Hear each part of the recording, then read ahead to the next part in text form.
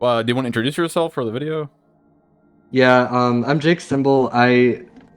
I guess we met on YouTube because I have a YouTube ASMR channel. Yeah, and then I've made I clicked your channel and I watched your thoughts video of the Silent Hill 2 initial trailer, and I saw that and I followed you on Twitter, and that's how we met. yeah 2 years ago, crazy, but yeah, and I was watching your 10-star guide, so I remember I used your guide to 10-star Silent Hill 1, 3, or 1, 2, and 4. Oh, nice. Um, and yeah, I don't know Yeah. if your viewer. Really, what happened was I asked if Ruben wanted to do this, and well, if you wanted to do this, and you said sure because we talk about Silent Hill a lot, and I don't really have an outlet for it. But Yeah. I mean, we disagree on so much, but you're still a great person to talk to, frankly, because good. you're really good at. I noticed you have a talent. You can describe a long-winded point in like 3 words. It's nuts.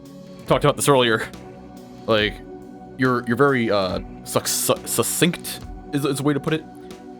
Yeah, I'll introduce myself as well. I'm Avery, but most people call me Rumen because that's my internet name. So, all right, so Okay, I can call you Avery. I yeah, wasn't sure if you were you can call me incognito. Avery Okay. because we're friends. So I'll call you Jake. Now, Okay, cool. what what difficulty and like what ending did you get? I played normal, and I got the leave ending. Nice. I wish I played on normal. Hard riddle. I Hard riddle, yeah. which was so You played fun. on hard rule too. That explains that because you were the only person who gave me a hint, and it must have been because you were playing on hard riddle, so you knew what I was talking about. When I said, Yes. what did I say? I said, man, this clock is like messing me up. I have no idea what to do. And then you The said, same. yeah, it's the Yeah. same solution as the original. And I was like, what? And I did that, and I was like, oh, how are you supposed to figure that out if you didn't play the original? I don't know. I guess It was it is so what it is. fun. Yeah, Um, I still don't understand how that's supposed to be solved in the context of Silent Hill 2 Remake. But, you know, if you play the original, then it's easy. y- yeah, I don't know. I had the same problem. Yeah. But I eventually was like, oh duh, like I have an item in my inventory. Anyway, I think this is Yeah. a good way. I was thinking maybe I had suggested it's up to you, it's your video, but we start with a more, I don't know, we can each give like a more spoiler-free overview of our experience or opinions. Is that Yeah. I am very bad at not doing spoilers. I'm gonna try to dodge around the spoilers for the start here. So, I was wondering, when you first was the game better or worse than you thought it was going to be? it was better? It was better than you thought it was going to be. That is almost my opinion. I think it was like worse in some spots than I thought it was going to be, but it was a lot better in some spots than I thought it was going to be. Yeah, I thought I the had boss fights were better than I thought they were going to be. boss fights were amazing. Yeah, the boss fights were fantastic. I'll Sorry give for you talking my. over you. Oh my god. No, you're good. I'll just like I'll cover everything from my end because that's a good, was it better or worse? I feel like Because that's a good starting point. yeah, I want to say that I think that this game I think it's a must play for people who have not played Silent Hill. I think I would have enjoyed it even more if I hadn't played Silent Hill before. Oh, are you for And real? yes, That if I hadn't, because you know, excuse me. Oh yeah, I've been playing. I've played like the AAA survival horror, specifically the Resident Evil games since like Resident Evil 7, and then the remakes with the over-the-shoulder camera, and then I played Alan Wake 2. And I've played a few smaller indie games. I played a couple of Bluebirds games before. I have to say that I just was so I played Silent Hill 2 like many times throughout my life, and I've been playing these games, and we haven't had a Silent Hill in 12 years up, until this year. And it was just insane to feel. It feels just like the best survival horror that's been coming out in this console generation. You know, in terms of the general experience, like it's intuitive for anyone who's played the Resident Evil remakes. Uh, but it's like now we're seeing what Silent Hill would be if it were being made today. Yeah. And yeah, and it's compared to those games, you know, it's the combat is simpler, and well, I guess we have a lot to say about the combat. The combat is simpler, but it's like it's so visceral and it's Yeah. simple but elegant. It's I'd say it's the scariest combat that I've experienced in a game. Yeah, it's the Um, most desperate combat, especially with Luke Roberts. Is that his name? I think his name is Luke yeah, Roberts. Luke Roberts, yeah. His voice acting during combat, his screams, it really Yes. makes you feel like you're surviving. I've never heard such good grunts and screams in a Yeah, game, I don't same. think. Like it's only comparable. The only comparable grunts and screams I've heard, like almost as good, would be in a Zelda game, where Link Oh, grunts. But for sure. this is probably the best in a survival game I've heard, personally speaking. Okay, my next question was gonna be, this is like a spoilery question. Oh my gosh, what did you think of the remixed enemies? Because they changed the enemies a little bit. You have new knife nurses, you have spider mannequins, the changed boss Yeah, fights.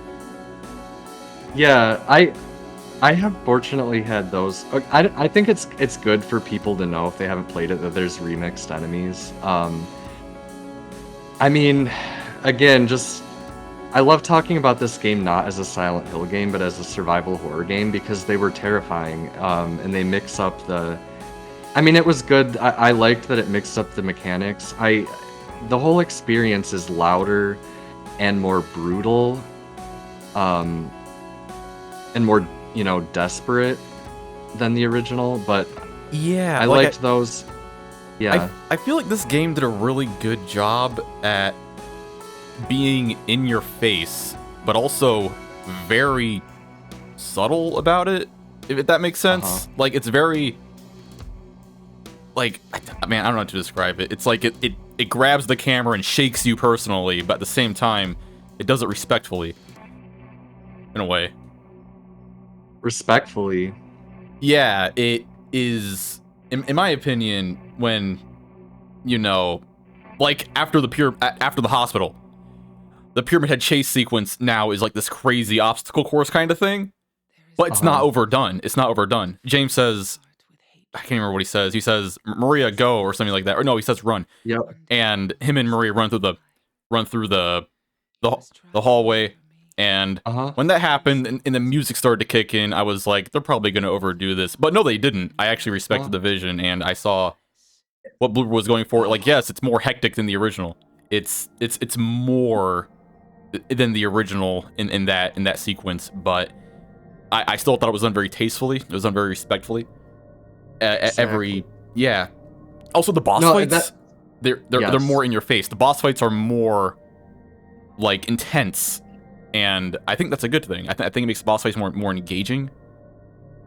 It does. I can speak about I think later so I think that I honestly am going to save my like critiques or complaints for the end of this. Um Oh yeah, I have a just cuz feeling. I want everyone to know it's an indispensable experience. Like literally anyone should play it, I think. Like even Yeah. if you're too scared. I saw streamers who were like listening to music while they play it your way, but like Oh anyone. God, Anyway, really? People I'll listen to save music. my No, I know. I mean, I think Uh, I don't know. I'm just old, but when it comes to like being like, nah, you don't do that. But yes, I agree. It was, it, they had to make creative decisions, and there were parts where it was like obviously more cinematic. Like I think respectful is a great word. It was artful. Like it was when they did that, when they added intensity or when they had to initiate a sort of legible gameplay experience. Like, oh, this is a chase sequence. Look out! Don't fall into the abyss. You know, watch out for the falling floor panels or whatever. The falling floor panels. Yeah, it's not too much, and it doesn't start to feel like it's Crash Bandicoot. It's sort of like the intensity is very intentional, and it is. I mean, it is in the spirit of the traditional sound design with crashing metal and scraping, and crumbling walls and things like that. Yeah, and the coolest thing about that chase sequence, in my opinion, you might disagree with this, was the new Pyramid Head chase sequence is kind of like a reference to Shattered Memories in a way. Yes. The chase sequences in Shattered Memories, it's like that now, if that makes sense. No, I was playing this with my best friend, and there were actually two separate points where he said it was like Shattered Oh yeah, there's parts where there are other like sort of urgent chase sequences, like you can fight, but you just need to get out of there. Yeah, also running away from enemies is such a desperate attempt in the remake now. In the original, you could just run from enemies. Now you actually have to try to get away from enemies, which I love personally. No, I love that too. The mannequins so like anytime, like if you see a mannequin, they definitely designed the enemies that way. Like the enemies had crazy tracking. Like you can't just, especially the mannequins. Like if you try to run away from a mannequin, they're programmed to jump at you, and you're gonna get hit, and your health is gonna go down a notch. You know? Yeah, I feel like they tried to make the mannequin like the dogs in Silent Hill 4. They try to make it so mannequins are these things that you can avoid if you really try to avoid them. But if you mess up, I mean, granted, I played on hard difficulty, but if you mess up trying to avoid them, then you're gonna have to fight them, and one hit takes away like a fourth of your health, so you gotta be careful. I like how careful you have to be. I like how just desperate the survival is. Like it really, really hones the survival aspect, which in my opinion, and this is gonna be controversial to say, but in my opinion, the survival aspect of the game was missing in the original Silent Hill 2. And then the Silent Hill 2 remake honed the survival aspect that the original Silent Hill 2 could have done, but lacked. I know, I totally agree, and there were, I think people were so worried about anything to change, but they were worried about combat. And I don't even want to frame my review in terms of expectations. You know, I love this game, but people were like, oh, they added a dodge button, and whatever. And I have to say, like, I keep using the word elegant to describe the combat, because you never feel like you're not Leon Kennedy. James doesn't move like he's trained to fight. Not at all. No, he swings, he uses brute force, and he uses common sense to shoot guns, but it is so well balanced that you got to dodge at the right time and stuff. But timed dodging and stuff, it still feels like you're about as combat trained as he is. Sorry, go ahead. Oh, sorry. Like he's so awkward to control, but in such a good way. Yes. That's all I wanted to say about that. So, I honestly, surprisingly, I don't have much to say about the controls.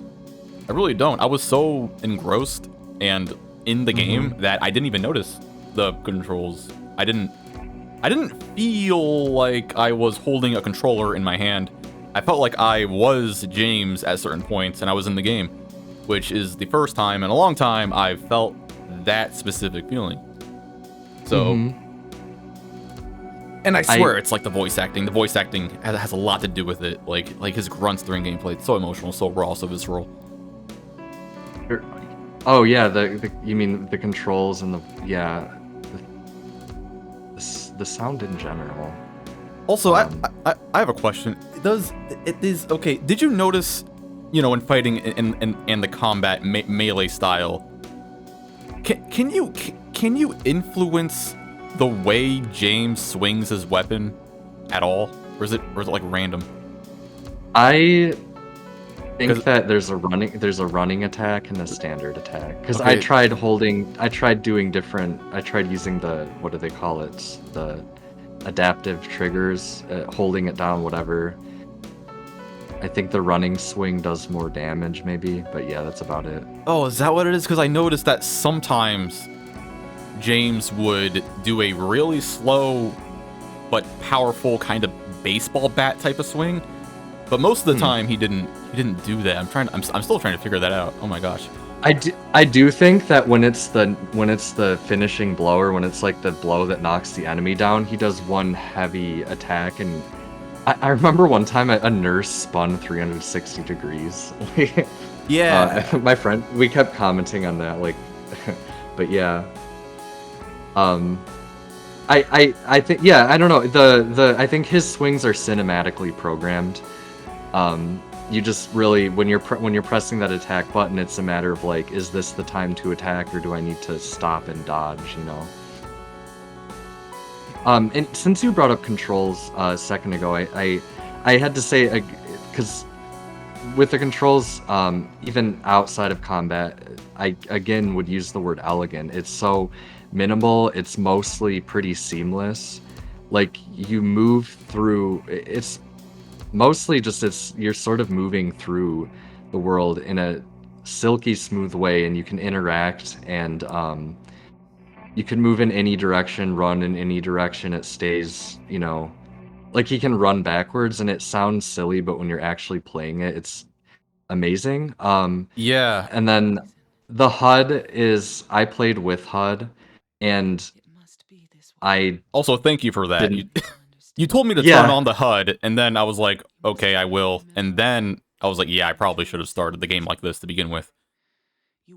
Yeah, I want new players to know that. Like, I turned off, my friend actually insisted we turn off the ammo count. So it was basically just, the HUD is just white dots will appear if you can interact with something, and that's it. But no HUD, and I Also, think it's, when yeah. you turn off the HUD, you cannot. The menu is borked without the HUD. It actually gets rid of the prompts in the menu when you turn the HUD off. So you have no idea if your radio is turned on, because it does not say if it's turned on or not. You have no idea what you actually have in your inventory.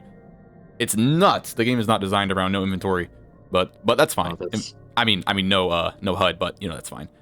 Also, a second ago you said something about like silky smoothness or something like that. I can't remember exactly what you said, Yeah. but that reminds me of one of my biggest issues with the game, and that is the performance. But we can talk about that later if you want. Oh, for sure. I mean, whenever.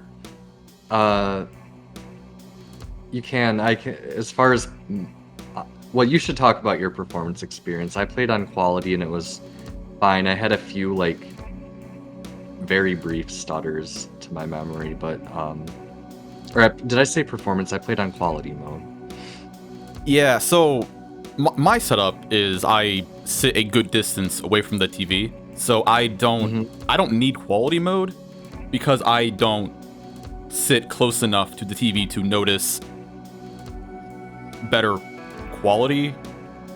So I'm sorry, that does not make any sense. But no, it makes perfect sense. I know what you mean. Yeah, so I turned on performance mode, and it was amazing.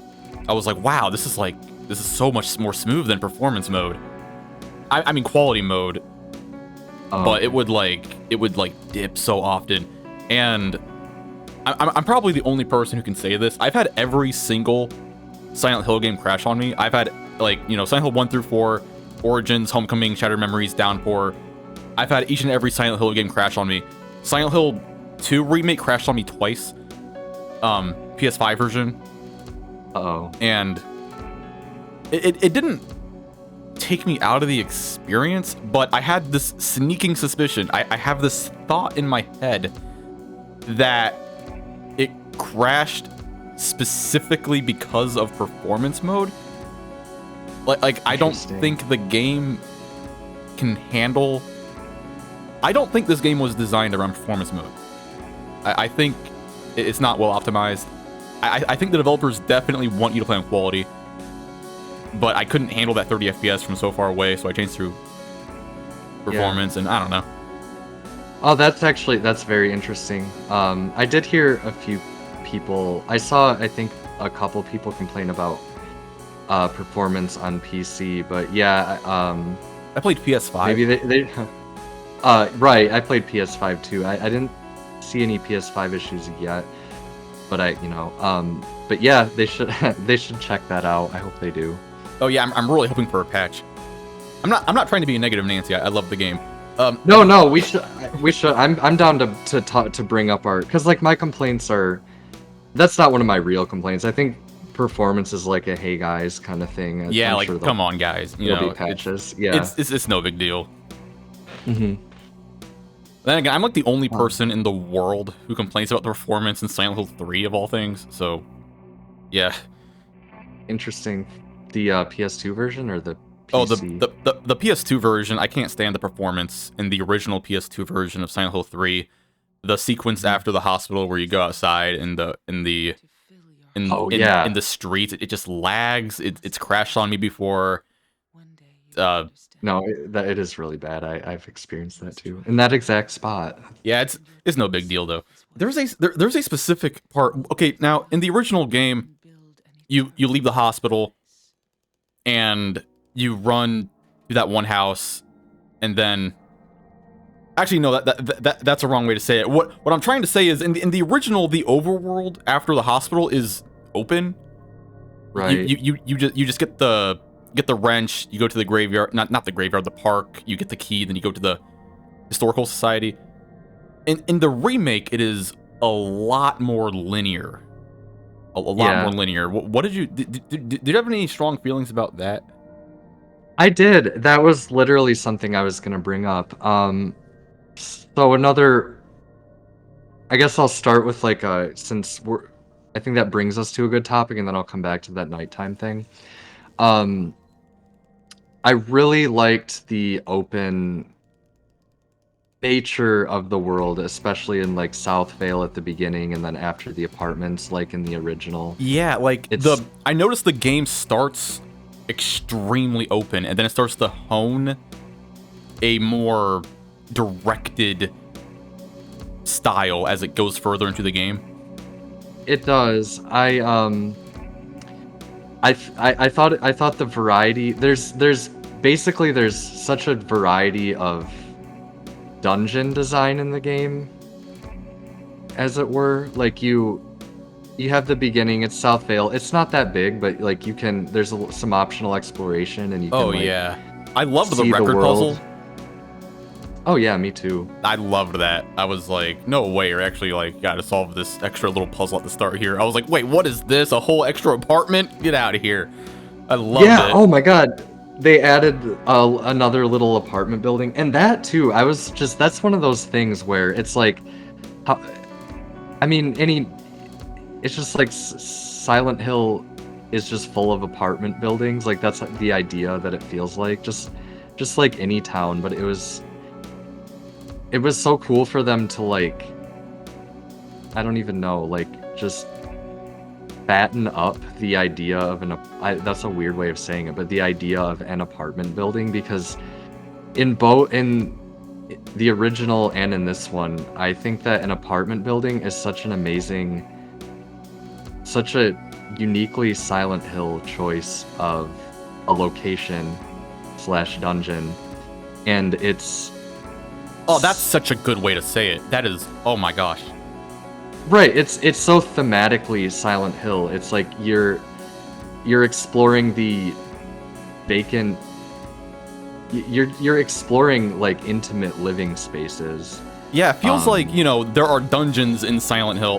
Dungeons is like it's not the right word. They're like areas, but in Silent Hill 2, it feels like Silent Hill, the town itself, is part of the integral dungeon design of everything else. So you run around, you solve puzzles in Silent Hill like you do in the indoor areas, and that's nuts. It was not like that in the original. In the original, you just go to location from location. And yeah, and like, you know, after you get Maria, you have to go up the stairs and to the motel. You get the code for something, and then you go and then you enter the code into a different area, and then Maria or James opens the gate, and you Mm-hmm. do all of these things between dungeons. It's like the entire game is one massive dungeon. It's nuts. It is, yeah, it is. It is honestly, it has its downsides, and Oh yeah, sometimes it I can be like, all right, just I want to get a move on already. yeah, no, sometimes I mean I kind of marathon this game, so it's like I think you were meant to like put the controller down and but Oh yeah, this is a I long haul kind of game. yeah, it is massive. It is twice And as long as the second longest Silent Hill game. God, it just made me think like yeah, it is one big dungeon and but there's such a variety in the dungeon design so that it's like when you get to a new dungeon, so like you're exploring the town. At the beginning it's a little more open. You get to the apartments, um and then it's more quiet, and the apartments are kind of linear. They don't feel that way at first, um but you're kind of led through pretty there's a certain path that you go down, and you do have to do a little bit of backtracking, but you know you're exploring this interior place, Oh my gosh. and then you go yeah, and then it turns to well, then you go to Blue Creek, which they made into an otherworld, which I think we should discuss later. We're Oh not gonna like yeah. complete any topics, That's yeah, we've been talking for a but while. no, yeah, I was gonna say, and then you get to you get to the outside again. There's more, and then you get to Brookhaven, and Brookhaven is sort of like when the training wheels are off, and I Totally. really liked that because it was like the classic game where like you have to decide where you're gonna go next. You don't have to do it in this order, and or if it is pretty linear, you still have to look at your map a lot, which is great. They emulated the original perfectly. Then when you get to like the alternate Brookhaven, it gets more linear, and all of this, and then the hotel is very much like the original. It's very free. It almost feels peaceful, but it's Yeah. really good. There's such a variety of like dungeon designs and stuff that I never was just sick of the game. When occasionally I felt like the labyrinth went on way too long. Um, Yeah, the but labyrinth really. I don't mean to like constantly praise Origins. I bet it's like annoying, but oh, in Origins, it really felt like you were like trapped deep in the other world at times. Similarly mhm. to Silent Hill 1, I feel like Silent Hill 1 and Origins did that really well, where you're like just deep, deep in the other world. And Silent Hill Yeah. 2, it feels like you're never gonna get out, but sometimes it does not feel like that in a good way. Like Yes. I know what they're going for, but a lot of the time I was just like man, this area keeps going on, and at first I was like, you know what, maybe I can like get into it, maybe I can be the kind of person who's like, ooh, it's like I'm really deep, it's like I'm never ever gonna get out of this area, woo. But Yeah. at the same time I was like, okay, come on now, get me to the next area already.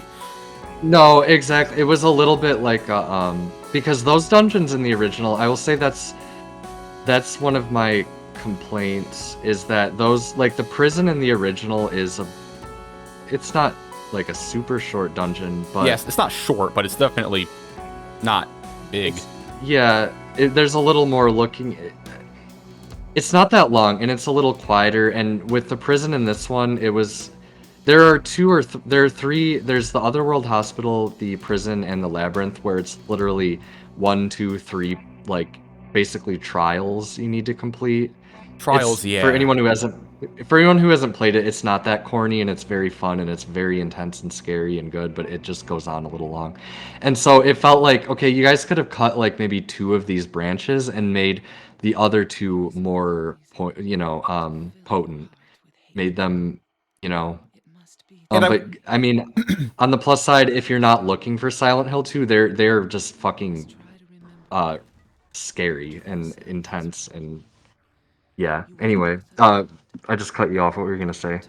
oh nah, like I know, like I know, playing on hard riddle definitely did not help how long I thought the game was, because Yeah. there were times where I would just sit at an area thinking, okay, what's happening here? Like, what's going on? How do I figure this out? Like the cube puzzle, I was just spinning that cube for a good hour trying to figure out Oh, how I me was supposed to too. orientate that cube.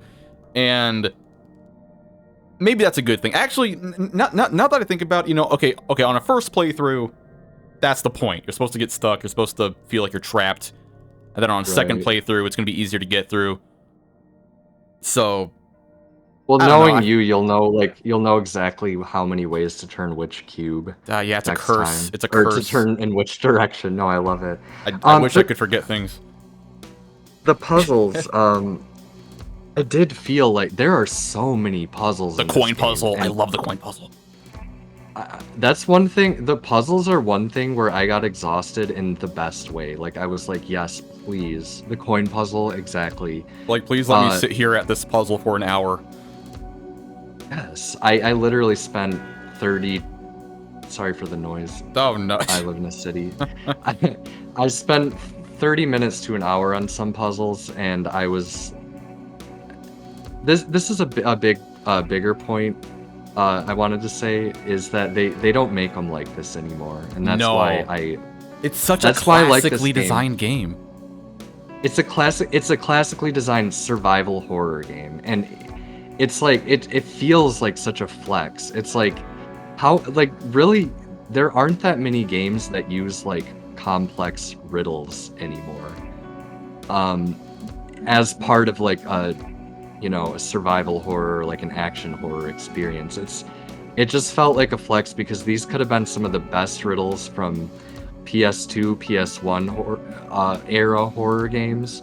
And here there are. I was starving for it. I didn't know I was, but Yeah, I noticed the puzzles, they're like, some of the puzzles are these really complex, intricate brain teasers, and then other puzzles are Sam Barlow, not double helix, a climate. What was that studio called?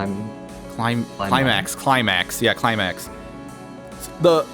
Some of the puzzles in the remake are Climax style puzzles. So the puzzle where you got to balance the birds on the seesaw thing, that's a puzzle that would be in Shattered Memories, or is a Shattered Memories-esque type of puzzle. And then there's the other puzzle where you gotta finagle with the apple on that hand. That's also a very Shattered Memories Climax studio style puzzle. So I really like how they took the best puzzles. Actually, they didn't steal puzzles, but they took. It feels like they looked at every Silent Hill game. The developers of at Bluebird, they looked at that and they were like, okay, what is the best puzzles from the original games? Let's style our own puzzles after these puzzles. That and just like best puzzles from horror games. Because yes, it is very Shattered. It's just a feast of puzzles, just every type of puzzle, except bad environment puzzles, which I really appreciate. It's like, no, here's your riddle, or here's your like little toys, and move your toys to the right place. Because in the Apple thing that you bring up, that is almost cribbed from the Resident Evil remakes. Like anytime that you solve a puzzle or open a door, whatever, it like shows like, I don't know, the bolt cutters opening it or the lock falling off. They did that. So I mean, if you like that in the Resident Evil remakes, it's here. Oh yeah, I love how when you use a key on a lock, the lock just evaporates. I'm like, Oh okay. yeah, no, I thought that was cool too, and that's the evaporate thing is just another little thing with the cinematics and the anime. They have such like elegant transitions into the cinematics and I don't know. Oh yeah, I totally get what you mean. Anyway, Was your favorite boss fight the abstract daddy fight? yes. What made it your favorite? Okay, so we remember the original abstract daddy fight. Oh yeah.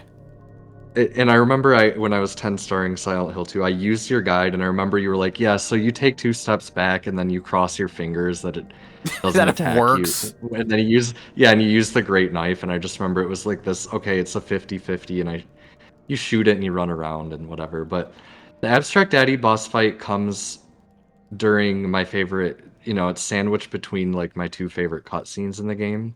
Wow. And it is so in this one, Oh yeah, they and gave that Angela an extra cutscene. that it's just like this is this is what I wanted from a remake. It was just like this the cutscene before with Angela. If you've played the original, you're already like you're going into this. You're like, oh, I know it's coming, but then it's even more than you expect. You're going into this house, but it's a weird labyrinthine house, and you're going to this door, and she's cowering on the floor like a child, and they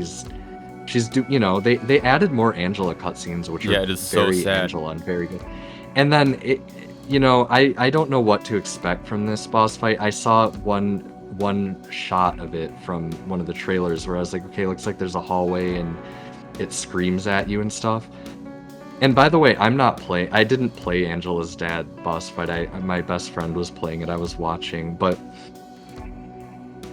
it's just set up like it feels like you're in an abusive household, and then the thing crashes through the wall and it's chasing you, and my friend Tyler shrieked. Like, you're just shooting it helplessly, and then you figure you gotta run away. But it's in terms of game design, it's this perfect moment where you don't know what the fuck to do, but you're like, they got you, like Right, if it's you like you use don't your even know if shooting it is even doing damage at all. right, and it's like if you use your animal instinct, you'll get out of this. So run and shoot. But then, in terms of like a horror game, you're running around. Then there's this moment of silence. You're running around the hallways. What's next? You're terrified. It just and the sound of it like crashing through, and the lighting, and It's like disgusting but beautiful at the same time. What I noticed is, the original Abstract Daddy and the original Silent Hill 2, it's very meticulously designed. So you have this monster that, if I recall, I think Abstract Daddy takes up about a fifth of the entire room. That's how big Abstract Daddy is, and that's how small the room is. It's a very claustrophobic boss fight, but that's the point. You're supposed to feel you got no room. And the remake, what the remake did on hard mode, I don't know if this is the same on normal mode, but I feel like the developers looked at that and they were like, all right, we should give the players more room, but it still needs to be claustrophobic like the original. It needs to be a claustrophobic battle. That's the point. It has to be claustrophobic.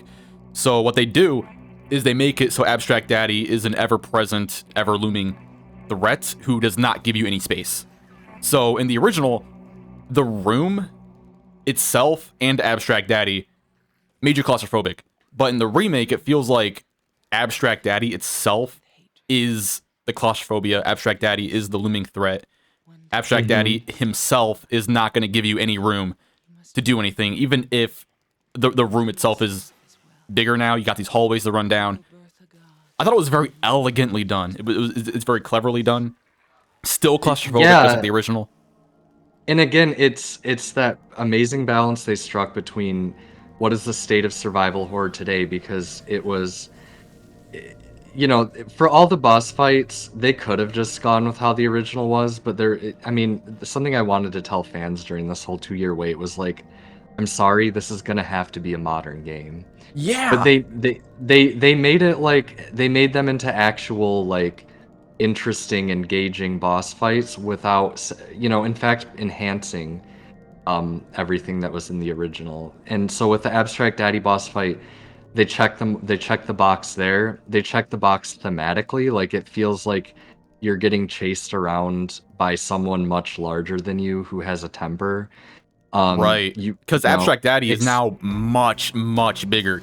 In the original, James towered over it a little bit. James was pretty much as big as the original Abstract Daddy, but now, no, Abstract Daddy's like 3 times the size. It's nuts. Yeah. Oh, it's just exquisite. Just the perfect blend of elements. And I want to give Bluebird, I want to honor their experience with game design, because, for example, I really don't like Layers of Fear. Yeah. I'm gonna be But- blunt. I was kind of disappointed. I was expecting to be like its champion. Like, yeah, I'm the one guy who likes this game. I didn't like it. I know. I appreciate that about you. Thank you. No, but I was like, okay, nobody but the creators of Layers of Fear could create a boss fight like this. So, Yeah, like Yeah. they took their old game design and they were like, actually, we can make this good in this context, even if you thought it was bad in the other context from our earlier game. So while there is a lot of hallways in the remake, and Bloober Team makes hallway simulators, I'm sorry, Bloober, that's okay. In a sense, that's okay, because the original Silent Hill 2 was like that at times. So, Abstract, the new Abstract Daddy fight, you got a whole bunch of hallways in it, but it's so well done. It's still so well done.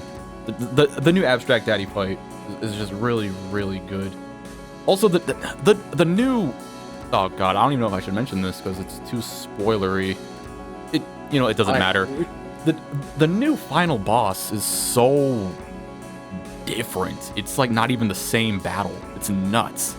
I can imagine, the original Abstract Daddy and the remake Abstract Daddy. I can still tell they're the same fight. Like they're remakes of each other. But like, no, the new final boss, it feels like a different fight. It's so good.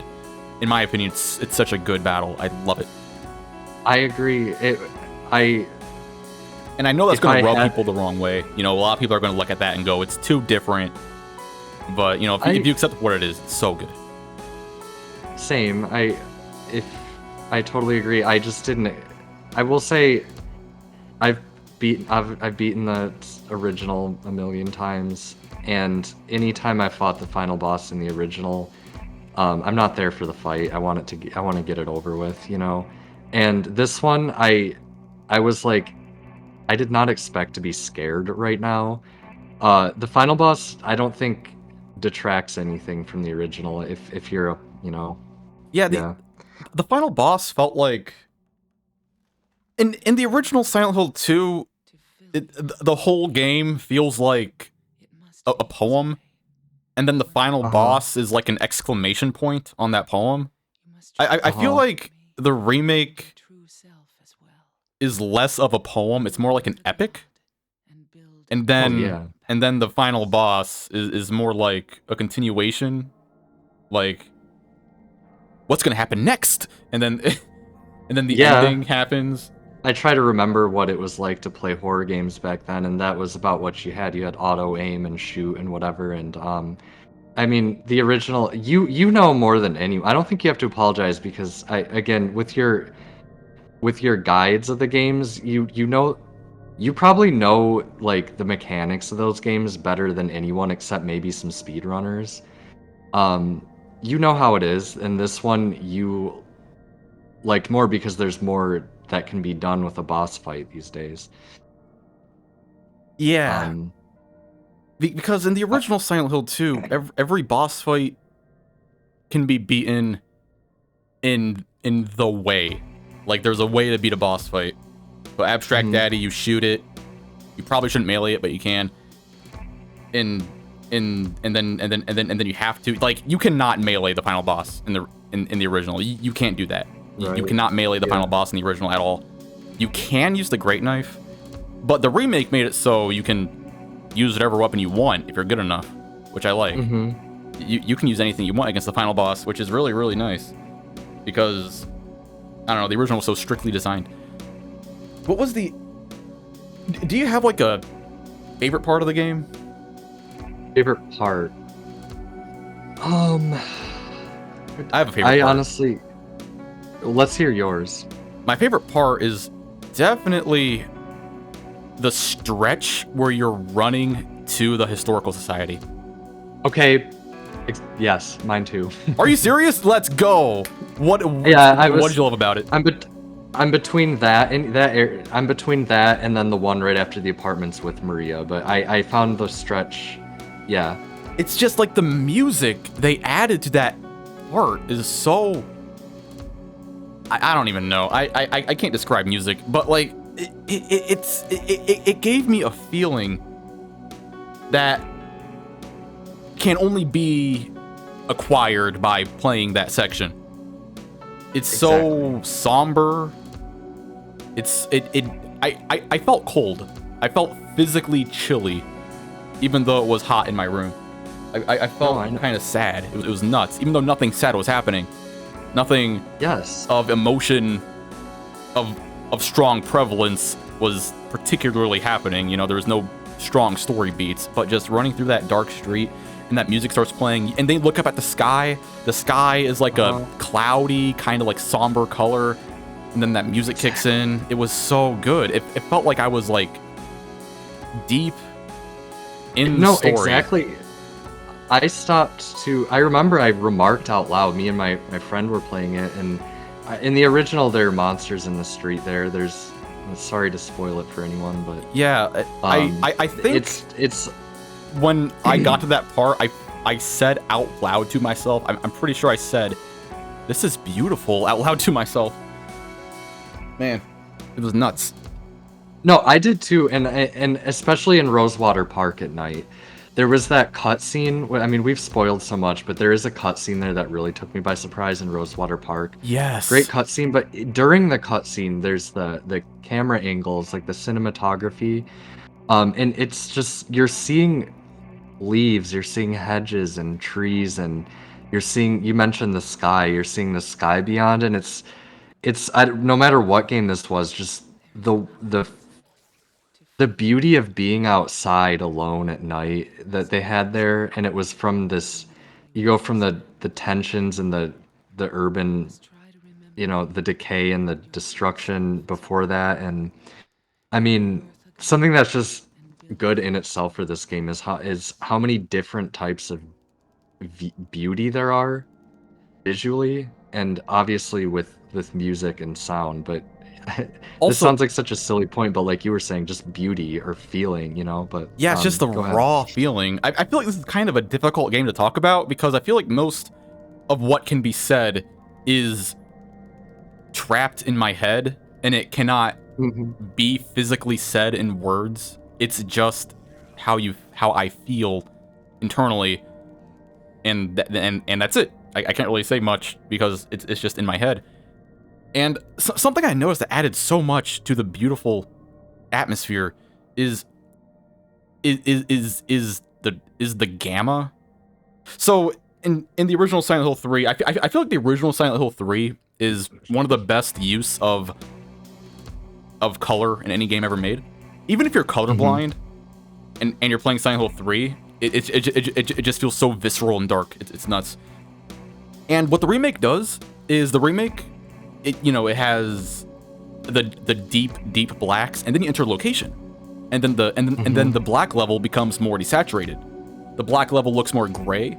It looks washed out, and it's done like that on purpose. So you enter a new dungeon, it looks washed out. It might even look ugly, and then you go deeper and deeper into the level, and then the black slowly fades. The black becomes darker and darker as you go through the level. Did you notice that when you enter an area, it's like gray black levels? I looks washed out a little bit at times. Oh yeah, for sure. I'm not technically familiar with gamma, but I know that the black adapted really well. Honestly, a lot of times I find that. Yeah, I feel like it was done like that on purpose.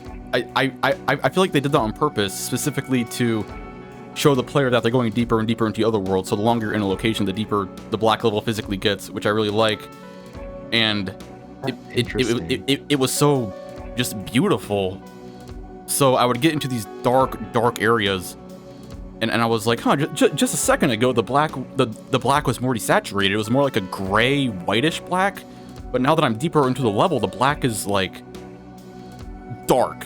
It's just a dark black, and the contrast in my brain, the difference made me go, oh, that's so beautiful. It looks so beautiful now. No, I'll keep my eye out for that. And I mean, I can say generally, yeah, especially like late into dungeons or in like the second versions of dungeons.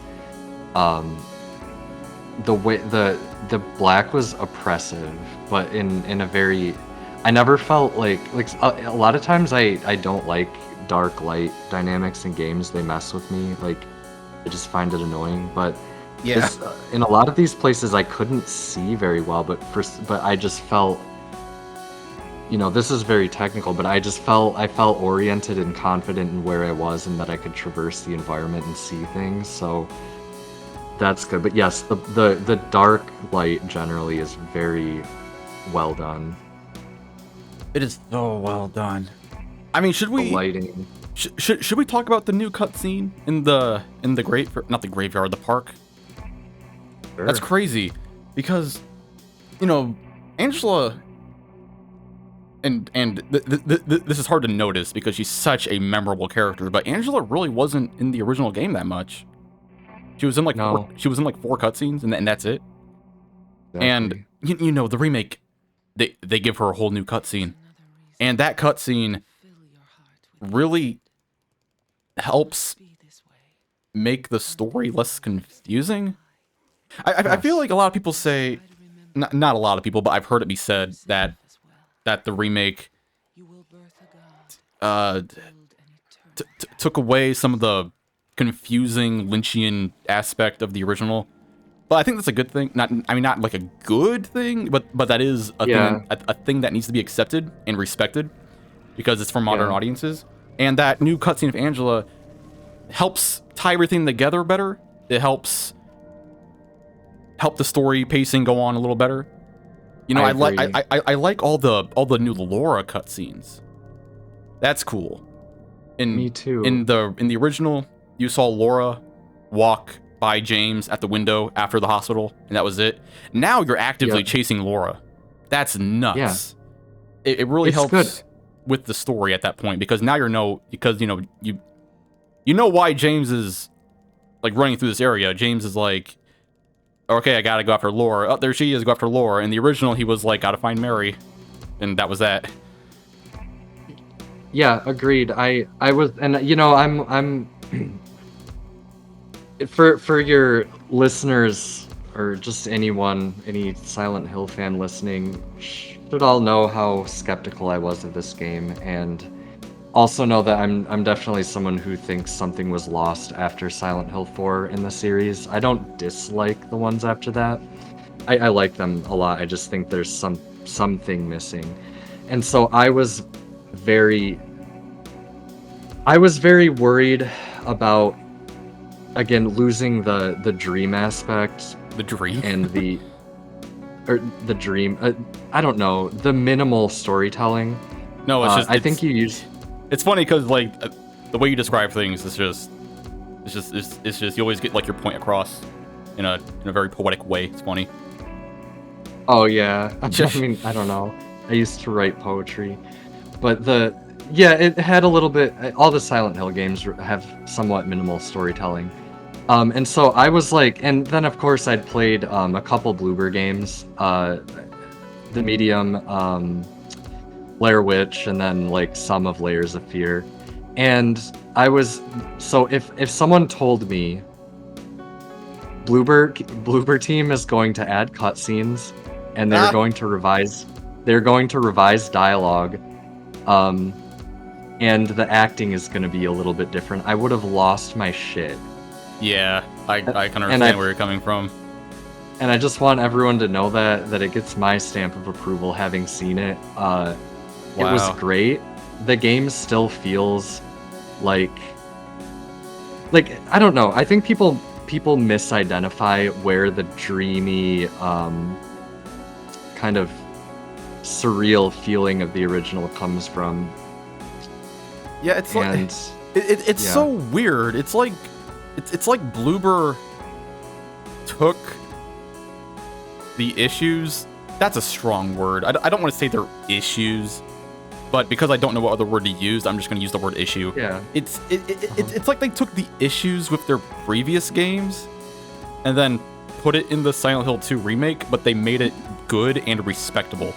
It's like they took what people thought about their original games and then they were like, actually in this context, it's really, really good. in my opinion. That's kind of how I felt No, about it. no, I agree. I think they might have. I don't know. I should have familiarized myself more before this, but whoever did the writing, Yeah, it's like rewritten. all It's so good. all forms of written, the dialogue is very. It's the same dialogue, but it's just like written better. The notes and the puzzles mostly are the puzzles especially are. I mean, Right. as a writer, I approve. You know, I because that's one thing that really puts me off of games is if something is like kind of corny writing, but they I don't know they you know it's the same story. The cutscenes are good. They didn't change the characters, but like the way that they conveyed the facts and the feelings of the characters through words, um, amazing. I mean, they just simply stepped their game up. I don't know in that regard.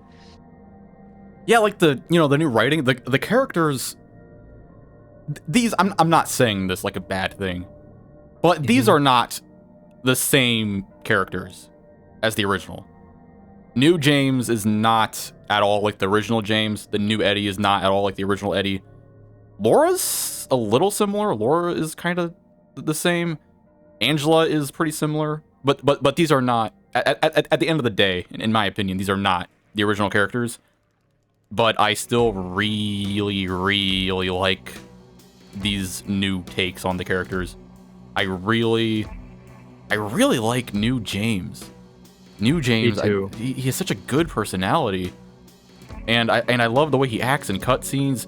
I think what made me so attached to New James, and I keep saying this, but it's like the voice acting during gameplay. Just the sounds he makes when he's fighting. You think, or I think, oh my god, this guy really wants to live. This guy does not want to die. Yeah.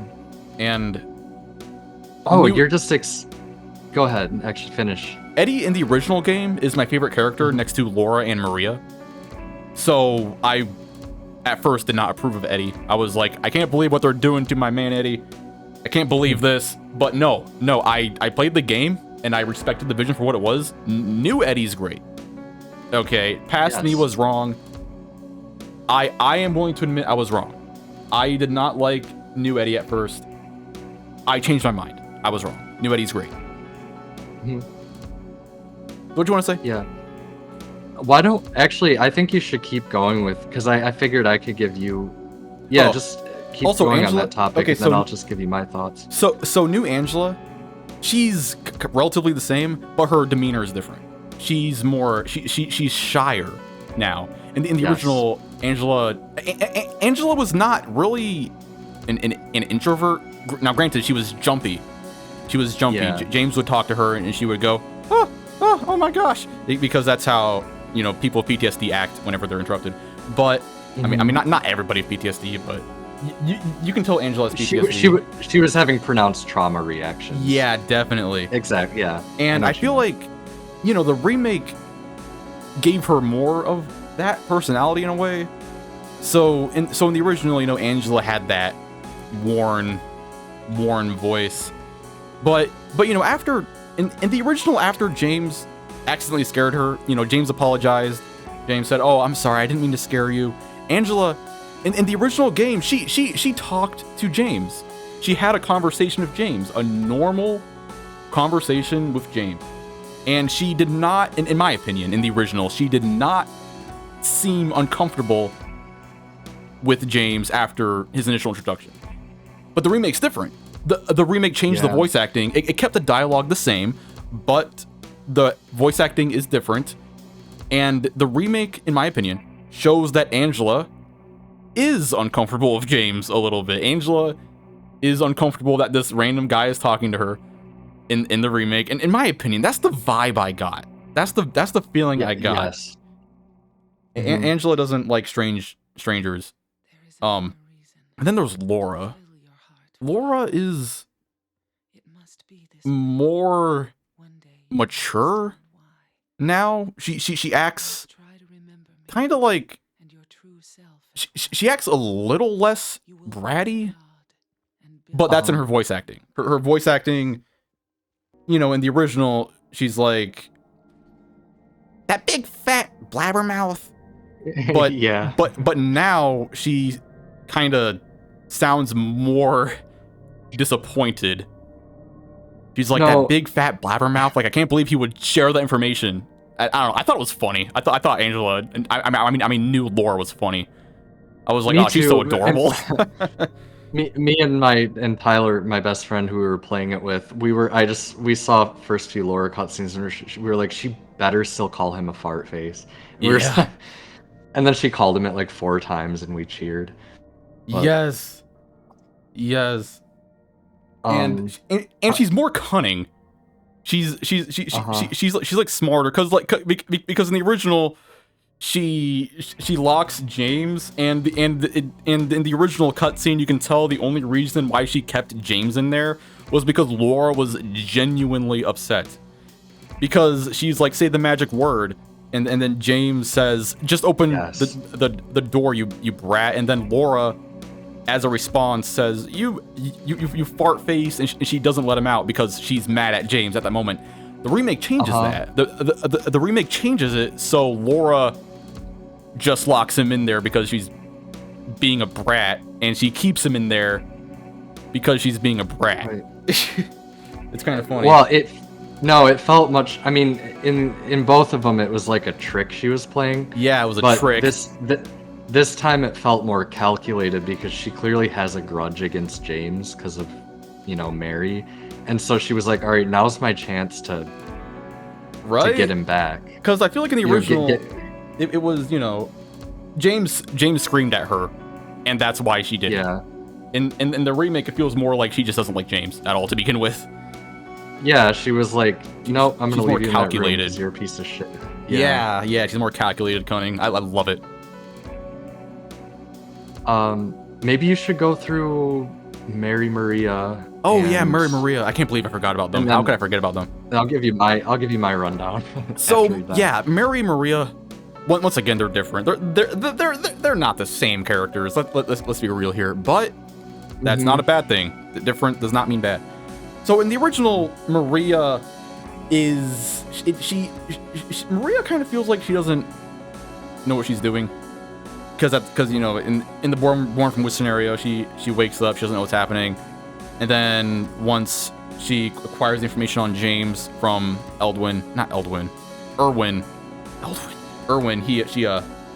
she's like, okay, James is my new meaning in life now, and she is kind of like she feels like she's like acting how James would want her to act. In the original, Maria is acting in a way catering to James and James alone.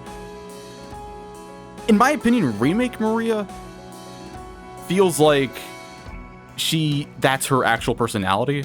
I don't know how to explain this. Like That's I know this is yeah. People are going to disagree with me, but in the original Silent Hill 2, Maria, and this is for the record, I'm saying this as a good thing. This is a good thing. Original Maria felt like she was acting. She felt like she was acting like Maria. And that's the point.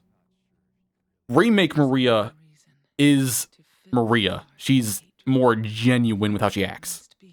She's legitimately a flirty person because that's just how she is. Her demeanor is who she is. But in the original Silent Hill 2, it felt more like she was acting like that to kind of mess with James. She felt more artificial than remake Maria, which I think is a good thing. Actually, I think original Maria being like kind of like weird and artificial and kind of like just strange in her demeanor is a good thing. But I don't mind how they changed her for the remake. They made her seem more of her own person, less influenced by James in her demeanor, but she's still for James. She still exists for James. It's more subtle in a way, because I feel like when players first meet Maria in the remake, they can kind of tell something's up a little bit. Something's like off Yeah. about her, but I feel like that's toned down in the remake. She just feels like a she feels like her own person a little bit. If that makes sense. Agreed. Oh, you agree with that? Oh, thank God. Well, I agree. You know, I figure, I can. Well, did you have anything? I figured it'd be easier if I just because I those were all fascinating good points. We didn't get to see much of Mary, but I gotta say I think I loved her depiction of Mary, except for one thing, which I'll bring up. But Yeah, like in the labyrinth, Maria. There was something there was something so. I had a feeling. I had this feeling. I don't know how to describe it. So in the original, Maria is flirting with James. I mean, would that count as flirt? I mean, yeah, yeah, she was pretty much flirting with James. She's flirting, definitely. And James says, "I don't know if I want to touch you." Like, James doesn't know what he wants. And it kind of feels like James is thinking about what's happening, what he wants, what's going on. He doesn't know what he truly wants in that moment. And then in the remake, I kind of got this vibe. Yeah, I feel like he was he was just flat out creeped out, but intrigued. It was such a weird. He was horny. Scene. That was a weird. This isn't meant to be an overshare, but this is just like because that's what this game is supposed to be. This game is like, about oversharing. It's fine. Exactly. That scene, I could palpably feel his horniness. Oh my gosh. And I think in the original, Maria says we can't do anything through these bars. And then in this game, when James says, "I don't know," the answer is like a screaming yes, but he feels bad about it. Yes. It's like it's like when someone is so horny, they're like, "I'm about to, I don't know, do something I shouldn't do." That's how it was. He was like, "All right, I'm about to go through there and have sex with her," and I can't stop myself. And it's just absurd in the middle of all this hell he's in. And so you think like, the entire reason you're going through this hell of a labyrinth is so he can go have sex with Maria. I think it was like an amazing like in the original it was on paper that's what was going on, but in this one it was like, I don't know, that was some of the best. I haven't seen a lot of, if any, like, yeah, that was the only time in a video game I've ever genuinely seen someone get horny in a way that that an actual person gets horny. That was amazing. Yes, the way you described it helps me describe my point so much better. In the original, in the remake, you can tell he's like, I shouldn't do this, but I want to do this. I did not get that vibe from the original, but I did get that vibe from the remake. In the remake, he's like, oh, I'm horny, but I'm also creeped out, and I also don't really want to do this, but I am horny. Like, you know what I mean? God. Yeah. Can I start my character thought rundown? Oh, sure. Yeah, I rambled on that for like a good 20 minutes, so you can get your thoughts out. Well, no, I wanted to get yours, and then because I feel like just for structure's sake, because we'll end up branching off into so many things. But that scene, talking about that scene, what you just said is such a good starting point because he's creeped out, he's horny. Yeah. Thanks for being here. You're so good at describing something that can help me describe my point better. Like, man. No, I'm happy. I was gonna say that in my words. People were worried when the first trailers came out. People were like, James is too emotional, whatever. And I'm seeing this one, and I'm like, no, this is what James was always supposed to be. James wasn't apathetic in the original. Not at all. He wasn't emotionless. He was full of emotions, and the entire game is taking place because he loves his wife. James is exhausted, and increasingly so as the game goes on, and he is already he has this already absurd thing has happened to him. He's gotten a letter from his wife, and he's in this world where it's like nothing might as well, nothing should surprise him anymore. And it's when I don't know, I've been very sleep deprived before while doing something stressful or weird, and like I'm not even really reacting to what's weird or what isn't anymore. And he's exhausted. And so people were particularly pointing to his face during the noose pulling scene. And that I was actually, when they dropped the very first trailer, I was a little upset about the noose pulling scene, because in the original game, when James is pulling the noose, I remember when I first played that, and ever since, there's something in his face that just looks like his eyes are glazed over. It's like he's sleepwalking. Yeah. Or it's like he's in shock from something, he just looks dead. And when we get to that scene in the labyrinth in the remake, we're seeing his exhaustion, he's probably thinking like a palpable lust going on, and like this like dream scenario of like romance and sexual connection going on in the midst of this hell that he's right. It's like so like this is gonna be the weirdest two words that I've ever put together. It's like elegantly horny. Yes. It's like elegantly like yeah. And the one overshare I was gonna say was that for a moment I was like kind of turned on by James. I don't like sorry. He's no, I respect it. Pretty, I respect it. No, I mean he's pretty attractive in the game, but it was just like the first time in a video game, it was like I've seen a real man from real life. You know what I mean? I don't know. It was weird, but all of that. Right? Like I've met people who are like James. I've met people who act like James.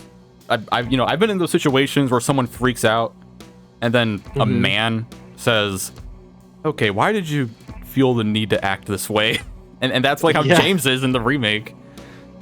Luke Roberts. I hope he wins an award. He has to.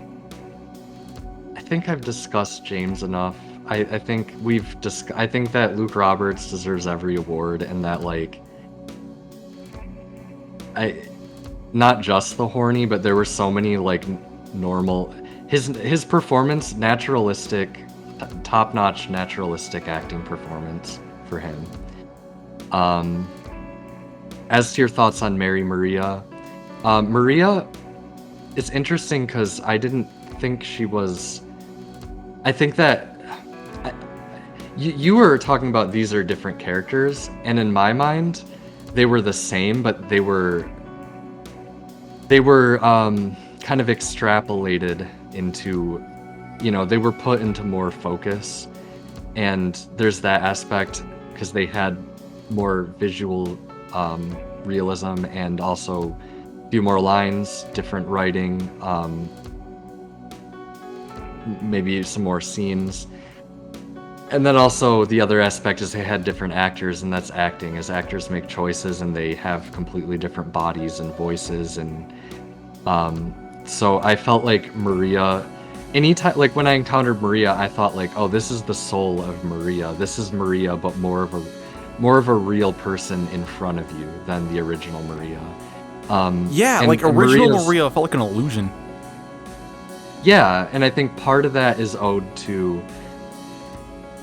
just the game is a PS2 game, and it was their first time making it, and part of that is intentional, and it remains, I think, mostly.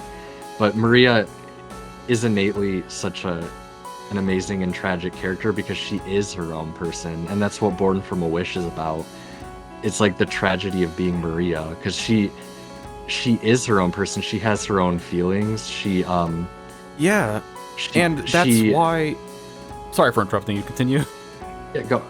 Well, I was just gonna say, like, when she, for example, scolds James in the original, like, you're not gonna run after Laura. Like, part of it might be like she's supposed to, be a figment of his guilt, but then part of it is like she's a human with morals, and yet she's destined to die, and she's created in the image of this man's mind. But Yeah, so tragic. And what you just said there, you know, Maria is her own person, and that's what Born from a Wish says, because that's so true. Because she starts out as her own person, and that's why she's able to interact with Ernest Baldwin. And then when she realizes she's for James, Ernest disappears completely. mhm. So that shows that, okay, now she's alone in James's own world. And yeah, the remake, I felt like, really honed that Maria was not pretending to be for James. No, no, like, I know in the original she's not pretending. She's Yeah. being genuine in the original. But there is something off about her. But yeah, the remake helps her be her own unique entity. No, that's the wrong thing to say. I know exactly what you're saying. All right. Again, the remake gives her more dialogue. It's rewritten very well, and Salma Gunnarsdottir here is just very good at um the type, very good at, acting that type of character, I think. Um so I think we basically feel the same about Maria in different words. Oh yeah, pretty Um much. I feel like a lot of our opinions are like similar, just different words, pretty much. Yeah. So next. and Wait, what? Sorry. Oh my gosh. I wanted to just add thought. I'll be more succinct because we're going on really long. But with Angela, Oh no, it's great. I do think that that in the original she was a little bit more like it was she was more defined by her outbursts, whereas the new one she seems like a lot of she has the withdrawn personality type that a lot of people with childhood trauma have, and I empathize with her, with this version of her a lot, because I was abused. That's not meant to be like confessional or whatever. It's like Oh nah, it's normal okay. thing. It's a normal thing I can talk about. I've done my fair share of trauma dumping on Twitter. It's okay. Yeah. I think that they did what was mostly demanded of them, was like depict a woman with PTSD. I mean, I can't say that there's any one depiction of a woman with PTSD, but why don't you see what happens, what a lot of women with unprocessed trauma are like, and the personality types, and not just women, like it's like that with men who were abused as children too, that withdrawn thing. But then that sort of like, I want you to leave, I'm never quite comfortable around another person type thing that I have. And it is gendered and it's not, so I don't. But anyway, that's my Angela thought I wanted to add. Eddie, only thing I wanted to add was praise for the scene in the cafeteria room when he's fucking with James, because I thought that was brilliant, both the writing So good. and how the Might writers actually did it. be one of the best scenes in the game now. That scene was nothing I think special in the so. original, in my opinion, but now it's like one of the best scenes in the entire game. Amazing. Just, man, the dialogue, just, you can feel, like, man, James is such a good character in that cutscene. James is, man. Yeah. Yeah. I was like, I wish someone would talk to me like how James is talking to Eddie right now. I mean, you can complain about how it differs from the original, but I don't think in this remake, if there was some like whiny Guy Seehee type guy, I hope, I'll remain neutral on Guy Seehee, but I don't think that type of voice acting would do it here. I don't know. Nah, like, I'm sorry, James's original voice acting had a time and a place, but that style of voice acting does not fit James's new personality. Like, okay, I'm sorry to people who wanted his personality to be the same. Look, his new personality is still great. It's still good. He's still a great character, even though he's not the same character at all. He's still a great character. And yeah, James's original voice acting, no, it had to be Luke Roberts. It really had to be Luke Roberts. He was the best person for the job to really show what Bloober wanted to do with James. And you could tell that Bloober does love James and they do want to respect him, even if they did make him different. Yeah. This game is different from a lot of the great remakes we've had recently in that, like Resident Evil 2 and 3 and the Final Fantasy 7 remake are PS1 games. In some cases, no voices. In other cases, like very simplistic visual depictions. And I think it's a little different because PS2 graphics were a little more sophisticated, but nonetheless, it should be remembered that like you're shining a spotlight on like living humans in this case, and you have to. I don't know. You can't replicate what was done on the PS2. Yeah. Yeah, I feel like this game did such a good job at being Silent Hill 2 for the PS5. It does not... I like how it unapologetically does not try to be a PS2 game at all. And I feel like some people wanted... They wanted that. You know, they wanted the fixed camera. They wanted the... They wanted all the hallmarks of the original Silent Hill 2. But I'm just so thankful that Bloober knew they were making a PS5 game, and they made a fucking PS5 game. Okay, they did, and then it also was much simpler mechanically than the other one. So I mean, there is a little bit of like a respect to what can be accomplished. Honestly, I thought it was such a flex too because it's simpler but more effective and moving than like any other AAA survival horror game on the PS, the past 2 console generations. Oh yeah. So next question is, what did you think of the what did you think of the length of the game compared to the original? The original game's kind of short. The remake is a long game. I no think strong it's feelings? the same. I think it's the same complaint as so. I slurped up every second of it and loved my first playthrough. Maybe partially a little bit of the complaints that we had earlier about how some of the areas felt a little too long and a little bit like they got a little too. They overstayed. They slightly overstayed their welcome. So now I want to get all 8 endings, and I know you can do that in fewer than 8 playthroughs, but like. It's not like I can skip through the prison, you know? So it's a little bit of a complaint as a gamer, but it's like if every area was the sanitarium from Origins. Yes. Which I kinda like. It's a good comparison. I don't know. It's a good comparison. It is? Alright.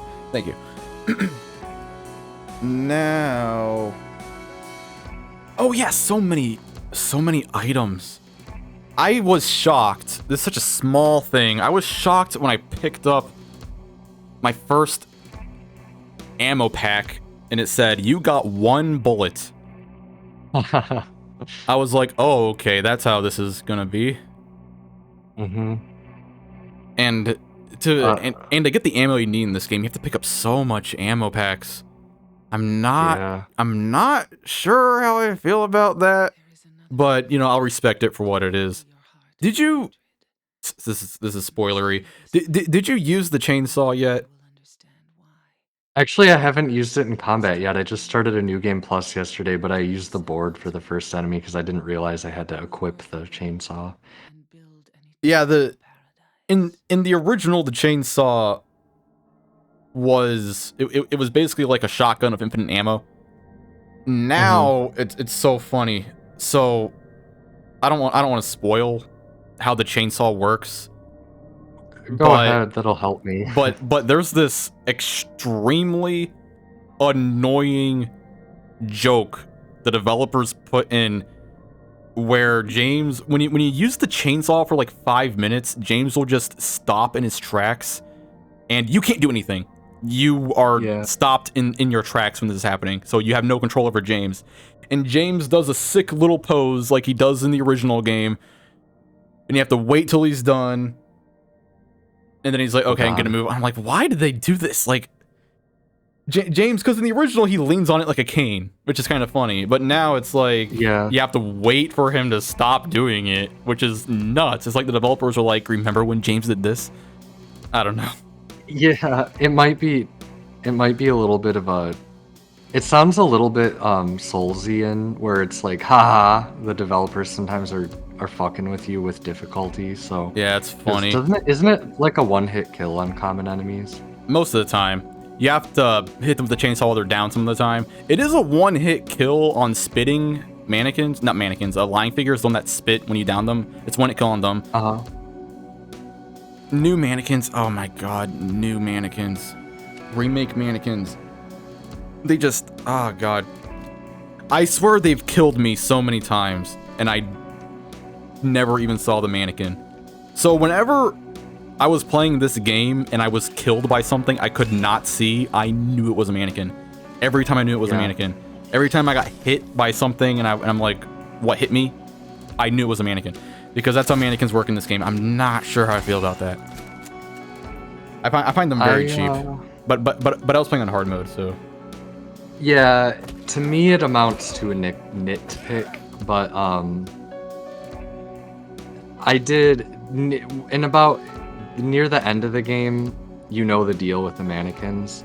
Pretty much. They're gonna be like, and so I liked it because it's part of the quiet tension. Because like we talked a lot earlier about how the game is very loud and whatever, and I don't want to make it sound like that. A great deal, perhaps most of the game is like quiet, like you don't know what's around the corner and you've got to proceed very cautiously because the combat has actual stakes. And so there are like more extremes. In the first half of the game, the mannequins are a great thrill because until you figure out that they're hiding, and then you're like, is there a mannequin hiding there? And then it would have been nice if there were fewer mannequins in certain parts of the game so that you would forget about mannequins, because I feel like near the end of the game, every area I was going through, I was looking specifically for the mannequins. Like if there was it was like if something's around the corner, it's gonna be a mannequin, whereas I would like it to be like, I don't know what's around the corner. Right, like they focused way too much on the mannequins. The mannequins, I'm like, I was pretty much only worrying about the mannequins. They were the main threat in the game, which I'm gonna personally say is kind of a flaw. It is. I don't know. Fewer mannequins with more significant. Yeah, I really didn't have a problem with any other enemy. Knife nurses they go down in one shotgun shell, and the shotgun, you get enough ammo. So knife nurses, nothing to worry about.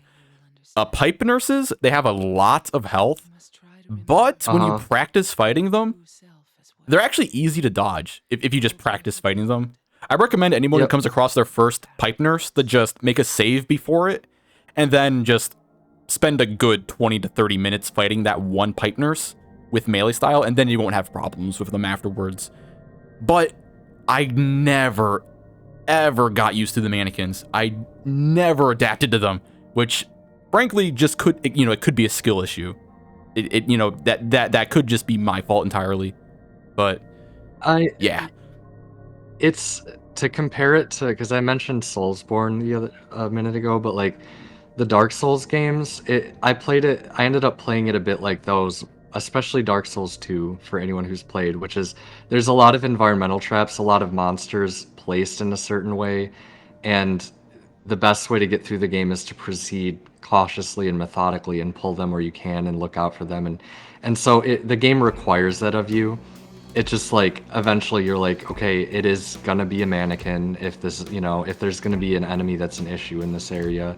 That's what I don't like about it, is that there could have been more variety to those hidden, threats. I didn't get...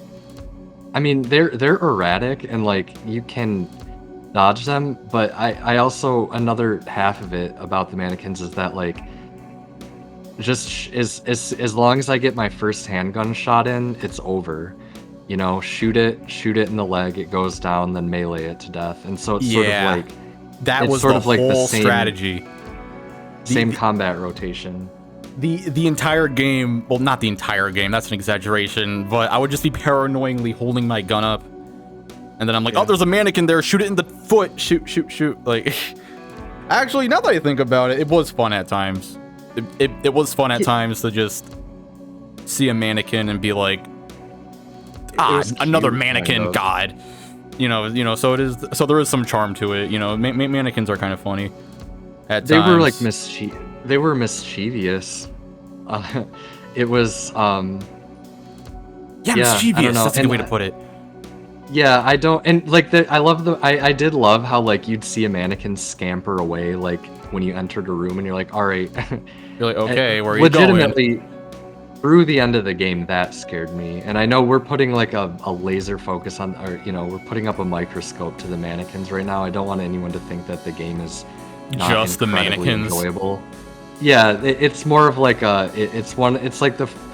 in such a great game, it's one thing you notice is that like, okay, the biggest threat to me right now is mannequins, but it's compensated for by everything else enough to where you'll happily get through the rest of the game. Yeah, also like, you know, the animation is so good because also I loved seeing them crawl all over the prison. That was amazing. That was so technically impressive. And man, something, you know, I understand. I get it. I know why, but I still don't like it. You know, they got rid of the abstract daddies in the hotel. I was like, where are the abstract daddies? No. You know, so they kept that as a boss monster and not as like a normal common enemy. Well, yeah, the reason that bothered me was partially just like, no, I wanted like them to introduce a new challenge, which they did. So they did. It took till about halfway through the hotel, but they definitely did. But still, it was like in the original game, it was like here's one new monster you have to deal with in your final area, and that was a little bit missing. Yeah, like every Silent Hill game has that final dungeon monster. In Silent Hill 2, it doesn't really do that unless one of the nurses were a little different, which I don't think they were. They added in a more environmental enemy that is cool. It's like a new threat, a new challenge for traversing the environment. I honestly thought the hotel was exquisite. Oh, the hotel the part where you have to put your stuff away. They added in the one monster. I thought that was amazing and terrifying and great. Yeah, I absolutely love what they did to the other world this time. In the original, the other world would happen. It would just the other world would appear in the original. So you enter Blue Creeks, it's like, oh, there's the other world. You fight the Flesh Lips in the original game. You're like, okay, you're in the other world now. You fought Flesh Lips. Here's the other world now. In the original, you know, you watch the videotape. Bam, different hotel. Now it's different. Now the other world gradually builds up. The other world doesn't just happen. It doesn't just appear. It builds up. It manifests slowly over time as you go through the level. And then by the time you enter every level is like this pristine, clean, nice place. And then by the time you finish the level, it's all fucked. I love that. I like it too. The other world feels more intense. I have mixed feelings about it because I preferred the color palette of the original Otherworld Hospital, but I honestly, that's another thing that I thought was very bold, like a new addition, was they made the Otherworld goes hard as hell in this, and it didn't in the original. And I do have mixed feelings about it, but like I was like, this is new, and it was new in a good way. And again, it made me wish that I hadn't, that I didn't know the original. I don't want to erase my memory of the original, but it just made me, I kept wanting to think, like, if I had never played the original, how would this be right now? And like, it would have been so much better. But yeah, you said earlier you would have. Do you still agree with what you said earlier when you said you would have liked it more if you didn't play the original? Yes. Wow, I that's such loved an it. interesting take. Because I think that it's like we haven't had Silent Hill since the PS3 generation, and And those games, now, say what you want about them. Some people were disappointed. yeah, and I think like the PS3 was an awkward generation for everything, but it was like we were starting to see this level of reality coming, but now we have what we have now, and how do you imagine a Silent Hill game in the current gen? That's the issue, and it's like there were all these Silent Hill's dead, and then worse, like Silent Hill's an old, you can't do Silent Hill today. And it was like Silent Hill is so deeply important to me, and it represents so much artistic greatness to me, and so much just an experience that cannot be replicated.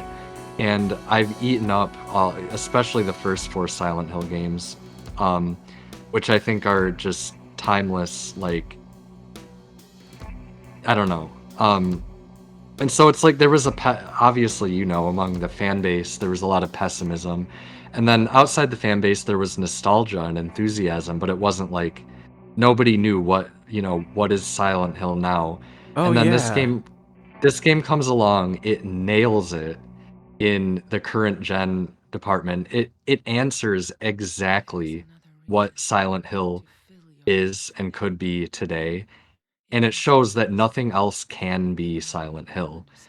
So something. You can, I've played Alan Wake 2, scary as fuck. I keep bringing up these games, but like nothing could be this game. I think, and it's Silent Hill, and I'm so excited for anyone who's never played a Silent Hill game to play this. But go ahead, what you Absolutely. were saying. You can tell Bloober was trying to make a good first-time experience. There were so many people on social media, all over social media, all over the internet, even in YouTube videos, YouTube comments.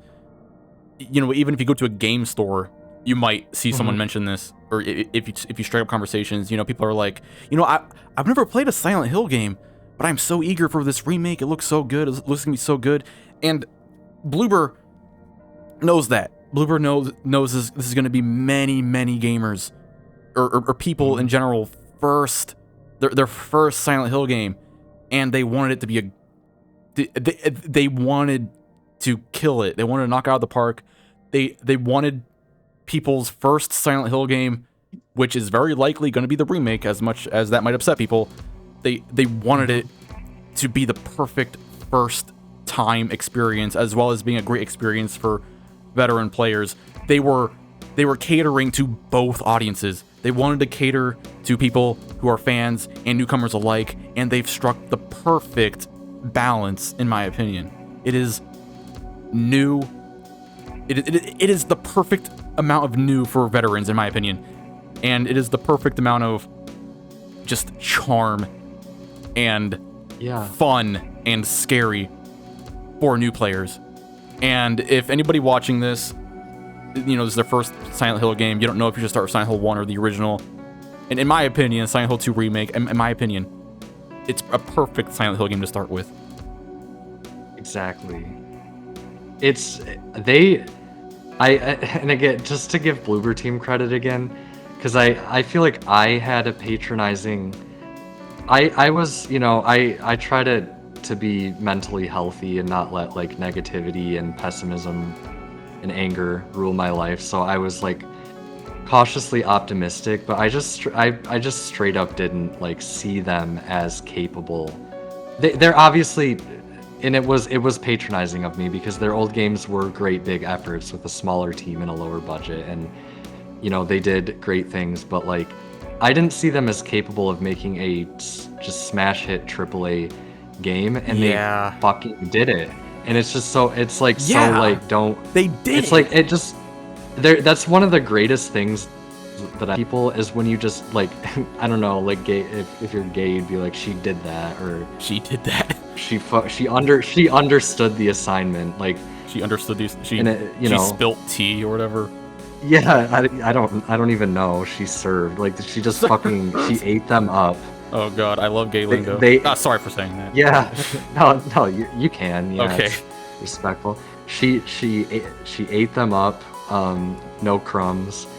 It's just like they're Lady Gaga dropped like her best singing performance on a Jimmy Kimmel live set last week, and I got the Nice. same feeling about from that. It fucking knocked me to the floor.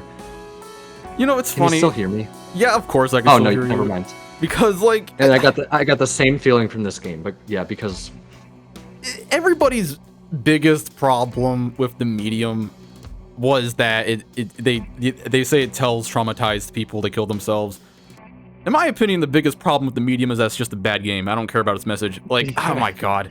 yeah, I played I played some of the medium and I was like, fuck it, I'm wrong. Cause I played the medium because I wanted to be its champion. I wanted to say, you know what? If everybody's hating on Bloober because of the medium, I'm gonna play the medium and I'm gonna prove them all wrong because I'm gonna form my own opinion.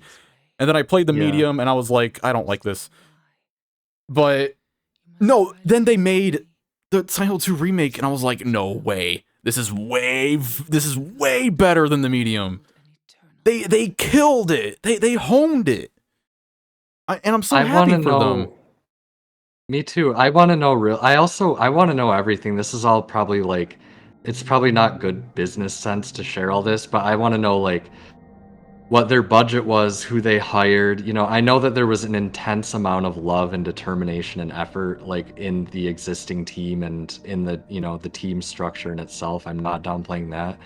But like it was like, look, I think part of it is like, look, they you know, you gave them the money, you gave them the IP, and look what they could pull off. Like if you didn't believe like that, you feel like a fool. Because I felt the same way about the medium too. I was like, yeah, that's offensive, but I was too bored to be offended, and I was just like, all right, some dipshits made a game with a bad message, and I mean, of course they did. Whatever, they're midwits, which was an awful, awful thing for me to think and No, incorrect. no, no, it's My okay. apologies to. It's my apologies to them. I just want them uh, to know I had terrible condescending views about Bloober Team before, and they proved me wrong, and I'm glad they're enjoying their moment. I don't, you know, this is gonna sound harsh to people who think this, and I'm not saying this to downplay anybody. You know, I was abused as a kid myself, but Hmm. when I played the medium, and I got to the part, or not to the part, and it basically tells traumatized people to, you know, that there's only one way. You know, I didn't care. I didn't really think they were trying to say that, but at the same time, I still thought it was such like a dumb game, and you know, people who do think that the medium says that, you know, I respect that opinion, but the main reason why I thought Bloober was kind of maybe not so great of a choice was because I genuinely did not think Bloober was trying to push that message in the medium.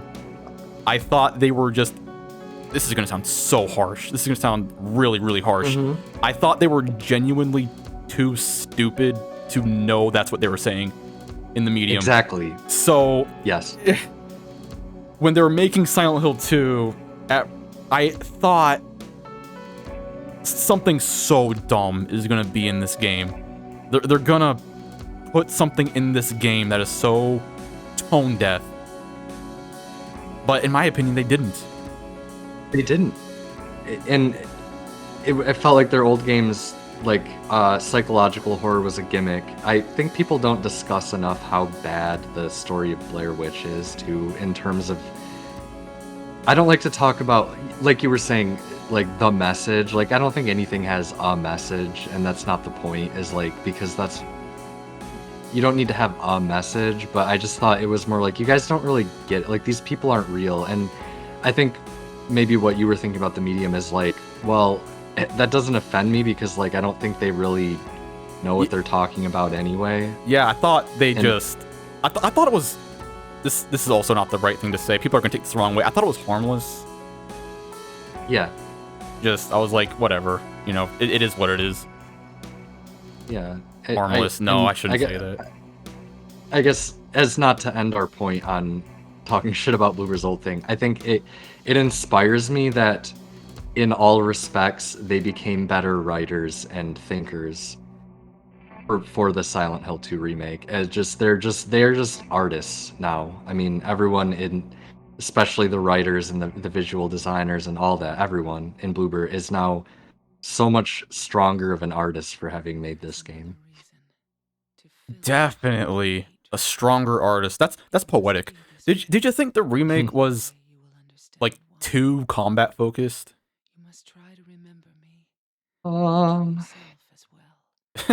I mean, it definitely kind of started letting slip in the second half up until the last dungeon that it was a video game. Um, that's really, yeah, I mean, there's just combat constant. I think they did a great job of it not getting totally exhausting. Of like having you fight in different environments, different arrangements. It was like sort of you're going from encounter to encounter, and what's it going to be this time? And it's little arrangements, but yeah. Yeah, I it's mean, like there was quite a lot of combat. there's so much variety. Because Hmm. at first, this is a long game. It is a long game. And there's a lot of combat. So there's a lot of combat encounters in this long game.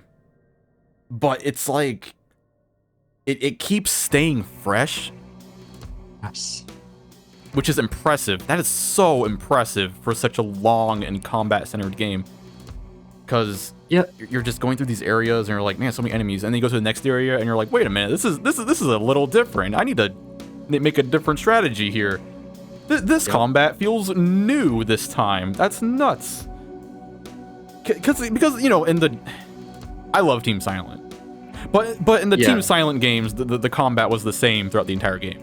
The combat Yep. was every encounter was the same enemy encounter. That's harsh. No, I disagree with that. But enemies. Once you understood it, you understood it. But no, in Silent Hill 2 Remake, it's like the only Silent Hill game, besides maybe to a certain extent Shattered Memories, which is a weird comparison. It's like the only Silent Hill game where you have to like approach things differently as the game goes on in terms of combat. Because in Shattered Memories, I found that you had to like pick up that flare every once in a while. You had to like hide every once in a while in different areas, or sometimes you could just run. And then at the end of the game, you had to make a beeline dash, like no hiding at all over the frozen lake. So I felt like Shattered Memories did a decent job at like changing things up. Silent Hill 2 Remake, it keeps changing things, and I loved it. Like every enemy encounter, well, not every enemy encounter, but like once you get to the prison and like the new mannequins appear and they start climbing up the walls, you're like, wow, I gotta approach this differently. They jump on me out of nowhere. I'm like, oh my god, get away from me, mannequin! Crap. Yeah, Also, it's the puzzles are so hard and different. it never. Yeah, I was gonna say. Well, I need to repeat that because we were just saying like, is there a little too much combat? And like, are you still there? Oh yeah. Oh, sorry, something happened on my screen. What was I say? Yeah, we were. Again, the combat. I probably wouldn't have had any issue with all the combat if I had taken more breaks, but I was marathoning it. But yeah, I never was not interested in what's next. I never didn't want another combat encounter because I knew that I would get to see what's next throughout the entire game. Right, like it did. I feel like actually I tweeted this. You know what? I'm just gonna find my tweet, and then I'm gonna just read it out loud. I have a feeling you're gonna disagree with this, but I'm gonna say it because it's what I think. Okay. This comparison is going to sound strange and it won't make sense to a lot of fans, but Silent Hill 2's combat feels how Homecoming's combat feels to those who defend Homecoming's combat. So Homecoming's combat always felt weighty and intense to me, and Silent Hill 2 Remake's combat hones what Homecoming was trying to do, feeling even more weighty and intense than Homecoming's combat, with a sense of desperation, giving the feeling Homecoming was trying to give to players who couldn't get that same feeling with Homecoming. So, there we go. Yeah, okay, there we go. That's the tweet. So I think Silent Hill 2 Remake just feels like Homecoming, but like 10 times better. I felt that too with the pipe, especially attacking with the melee weapons. Um, no, I know what you're saying. Homecoming's combat, I played it mostly when I was 15, but I played it a lot. Um, yeah, I mean, it did feel that way, the melee combat especially. And I liked the combat in the game except for certain certain it didn't feel like the combat was I don't know. I like the combat in that game, except for what is, for lack of a better term, glitchy, I guess. Oh But yeah, yeah, it's so glitchy with the combat. Alex has no AI frames. What were the developers thinking, not giving him any AI frames whatsoever? Anyway, the next question I wanted to ask. Sorry, we've been going on a while. Can I still ask questions? Like, do you still want to keep discussing? oh, you can, yeah. Okay, If we good, could good. wrap it up within like 30 minutes, Oh yeah. because I have to, The yeah. next thing I wanted to ask was, did you notice any references to previous Silent Hill games, like little motifs or like little like graphical things that you thought were like straight up references to the earlier Silent Hill games, like subtle ones? Yeah, references I'm never sure what's a purposeful reference or not, but yeah, I Yeah, did. I same. remember my friend and I were like, we did give our dues when we saw, like, I remember at one point my friend said this reminds me of Downpour. Um, and the Shattered Memories we've mentioned. Yeah, I did. I saw things that were, if not purposeful references, they were just like, okay, that worked in this game, and it's being done here, and it also works here, and it looks kind of like that. Definitely. It's And crazy. I know you did. I saw like every Silent Hill game. I love that. I love how Bloober, they're not just respecting the Team Silent games, which they are. They're respecting the Team Hmm. Silent games, but they're also respecting the underdog Silent Hill games. They're respecting the Silent Hill games that came afterwards. So I saw references from Silent Hill 1, 2, 3, and 4. In fact, there's a room near the start where you grab a key through a hole that's like pretty much the same room as the bathroom from Silent Hill 4. And Yeah. the warm lighting of the start of the hospital, that's just like Silent Hill 3's warm lighting. Yes. You know, just so many little things taken from the earlier Silent Hill games. And I loved how I saw things from Origins. There's a room that's pretty much a room taken straight out of Silent Hill Origins. I loved seeing that. It's the birdcage room. And then there was a room with a TV monitor and with a nurse standing in front of it that's taken straight out of Homecoming. And I love that. I love how they're being unapologetic. They're like, you know what? I know fans might have not liked these games, but we're gonna respect them anyway because we love all of Silent Hill here, which is fine by me. A lot of people do like those games too, and regardless, it's like, if you don't like Homecoming, that nurse thing was good in itself. Yeah, like I You know, know, it was scary, I that room. I know it's controversial. Like I know I'm in the minority when I say Mhm. I think Homecoming is really really good. So I know people are gonna disagree and people are gonna think like that opinion might disregard some of my other opinions. But I still loved seeing it, and I loved how the combat is like kind of like a better version of Homecoming's combat. I loved it, personally speaking. Where would It's you rank Silent Hill 2 remake among the other ones? Would you say it's like top 5?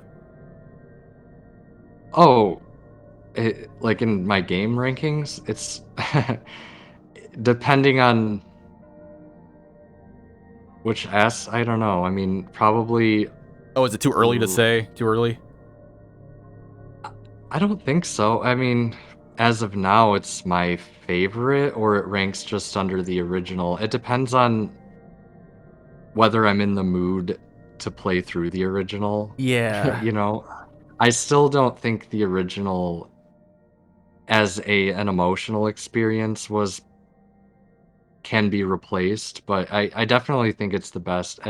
I mean, my favorite Resident Evil game is 7. I think, unfortunately, as proud as I like to be about respecting um, all forms and eras of game design, the the fact that we can get this kind of cinematic experience, I think by default this is best. Without this one, I think maybe 3 ranks. I don't know. It's in my top 3 right now. What about you? Yeah, I would say probably top 3. It has the potential of being my favorite, but I need to play it more. But as of right now, I would say it's up there with Homecoming and Origins for me. Oh my god, people are gonna hear that and they're gonna go, really? Yeah, I think it might become my favorite over time, but I really don't know. I feel like it just took everything Silent Hill 2 did and made it different. And yeah, I don't know. I feel like it kind of fixed a lot of my issues with the original. But once again, I'm still not completely sure. I love the original Silent Hill 2, so it might be hard to beat.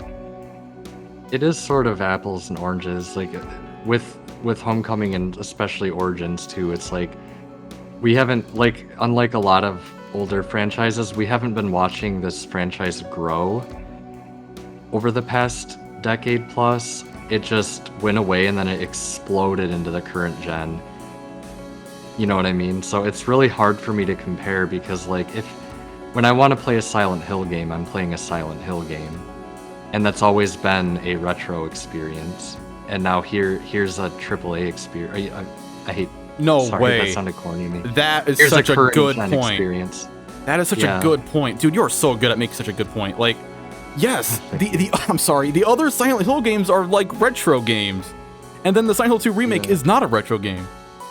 That is, that's a good point. It's like there's like an imaginary cutoff period. Now I know, the last Silent Hill game was a decade ago, so of course there's going to be, a distinction there. But yeah, 1, 2, 3, and 4, they're retro, in a sense. Now they are retro, and the remake is not retro. It doesn't try to be like the original at all, and that, in my opinion, that's such a good thing. That's a great thing. It's a PS5 game. It's not trying to be like the original. And that's a good thing. Yeah, it's just, and then suddenly, like, I play Elden Ring, and there's never been a time when I could be like, do I want to play Elden Ring right now, or do I want to play Silent Hill? Or another, I think, a great example is like The Last of Us Part 1 or 2. Like, this game actually, I think fans of The Last of Us especially might love this game. You're looking for a moving story with combat very similar to Last of Us. Now it's like, okay, I could play Silent Hill or The Last of Us right now. That's never been the case for me. It's just never been like two comparable experiences. Yeah, because like Silent Hill, when you sit down to play a Silent Hill game, you're playing it because it's a Silent Hill game, not necessarily because it's a video game to play, which is unique to Silent Hill. Like, Silent Hill, a lot of people don't know this, but Silent Hill is not my favorite video game franchise of all time. It is, my favorite games are Star Ocean 2, Sonic CD, and Ratchet Deadlocked. I play those games to play a fun game. I play those games to play a game.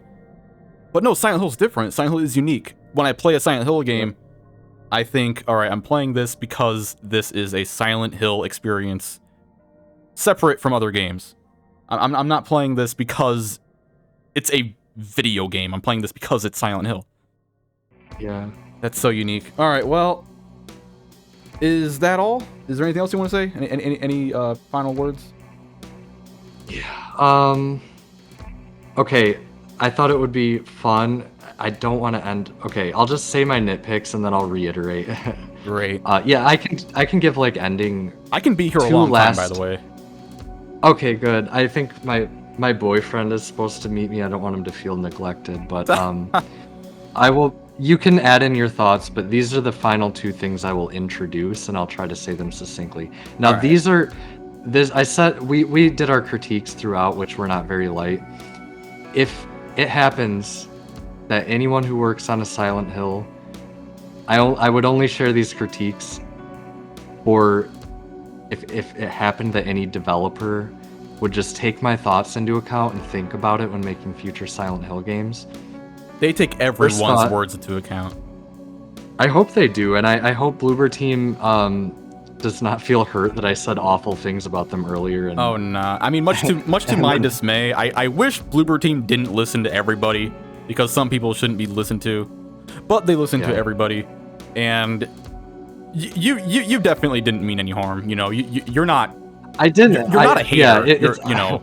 I wanted to be clear to Bloober Team that was absolutely me critiquing my own negative mind and just my own negative attitude. But this critique is something I have with movies too, is that not every scene needs music. Huh. I have that complaint with so many movies too, but for example, in the hospital when you meet back up with Maria in the otherworld, that's one of my favorite scenes in the original. The anyway, what do you mean anyway? It's mostly silent. I think there's a little bit of ambient noise or something, but that scene is so eerie and just affecting, because you're in this dark, quiet room and it's just you and this angry, strange person. Entity yelling at you. Like, this is weird. Yeah. And you feel Maria's like emotions and yet her own anxiety. You just feel everything, and there doesn't need to be music. You don't need to tell the viewer how to feel. I did think that scene was better in the original.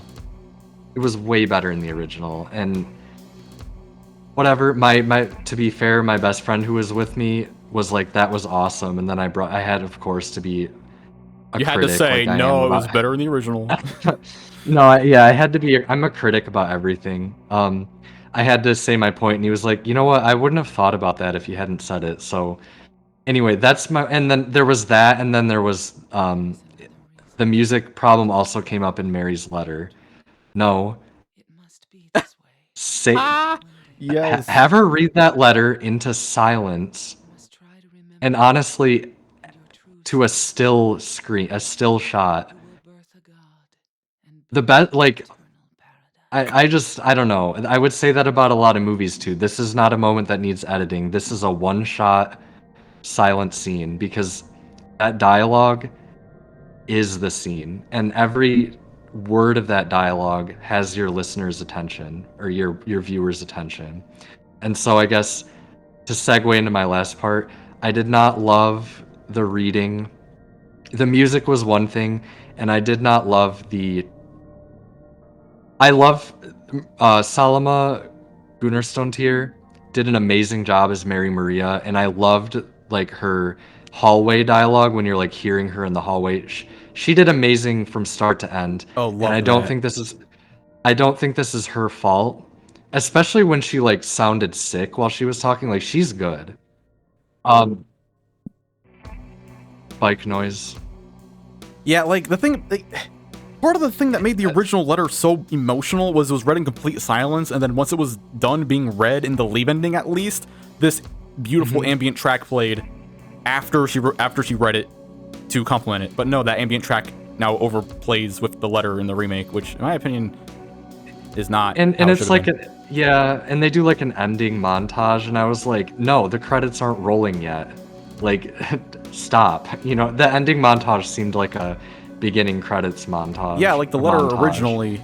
Originally the letter seemed like it was part of the credits. Also in the remake, I feel like it would be hard for new players to know that she's reading the letter at all in the remake. Yeah. I feel like it might be, some players might think, "Oh, wait, that's what the letter was? Oh, I didn't catch that on my first playthrough." If someone tells them that, but in the original, it was very clear it was the letter she was saying. And there was a scroll, and I was like, I don't know. My thought was like, I get it. You guys are working with the top, the highest technology, and you're making the most polished thing you can. But I think they indulged a little too much in the tools they had for editing in that scene, because I was just like, shut the fuck up, let Mary speak, and you know what? Put the words on the screen and have them scroll up and make the viewer read, and find one beautiful still shot to tell the story. That was my complaint. And then the acting choices, I felt like in the original, the letter always makes me cry, and I had teared up at the scenes preceding the ending, so those were very good. But this one it didn't, and it felt like Mary's the delivery of the last line in terms of acting was like, James, you made me happy. And that's not how it was, but it just felt very. Yeah, in the original, she's giving James a pat on the back in the in original. the remake. That's how it felt. I was annoyed. I was just let down. Whereas in the original, she's like struggling to get it out through tears, and the original was just like for me. It's one of the only moments I've ever heard true emotion in voice acting. It wasn't voice acting; it was acting. You know. Not to disparage voice actors, but it was just like the way she chokes up while saying "you made me happy." Anyway, those are my two complaints, and nothing I say. This was an amazing game. I think I've said about everything I can, and of course, I'll give you time. I tend to talk a lot. I'll give you time to say what you have to say. Yeah, I don't know. I feel like There is another reason. I don't have any Heart with hate. major It must be complaints. I will say the part in the labyrinth where you have to kill the enemies is a little over the top. and your true But Mhm. besides that, I thought they killed it. and build an eternal And paradise. I'm way more lenient on criticism than most people. I don't really criticize things that should be criticized. So I would say it is a 10 out of 10 for me, just like the original game. And I've been called a Silent Hill 2 hater before, because in my videos, I do get tilted at Silent Hill 2. I do complain about Silent Hill 2 in my Silent Hill 2 videos on my channel. I say the combat is stupid. I get frustrated. I complain about the game design sometimes. But that does not mean that I don't think the original Silent Hill 2 is not a 10 out of 10. I do think the original Silent Hill 2 is a 10 out of 10. And in my opinion, the remake is still a 10 out of 10. It's just a 10 out of 10 in a different way. It's not the same type of 10 out of 10 as the original Silent Hill 2, if that makes sense. So, Yep. yeah, I guess I can clear that up by saying I'm not a Silent Hill 2 hater. All right, and I guess we can conclude with our number rankings if you want. 10 out of 10 for me, which sounds weird with how critical I can be. I know that for IGN, for example, uses 10 to mean masterpiece, not perfect. And I don't know if I'm bold enough to call this a masterpiece, but this game feels monumental. People may not realize it, but this game is a huge deal. This game opens up possibilities, I feel like, and so I'm giving it a 10 because I think it's amazing and because it's important. Yes, the future of Silent Hill needed this. This being the start of the future of Silent Hill 2 is definitely, if there is a higher power, then thank you for this. Anyway. Yeah, thank you. Yeah, thank you, higher power, if there is one. I don't mean... Okay, anyway. Yeah, I really did get really emotional just from the atmosphere in this game. And I love the somber, quiet moments, as well as the loud, hectic moments. It felt like a carnival ride. Yes.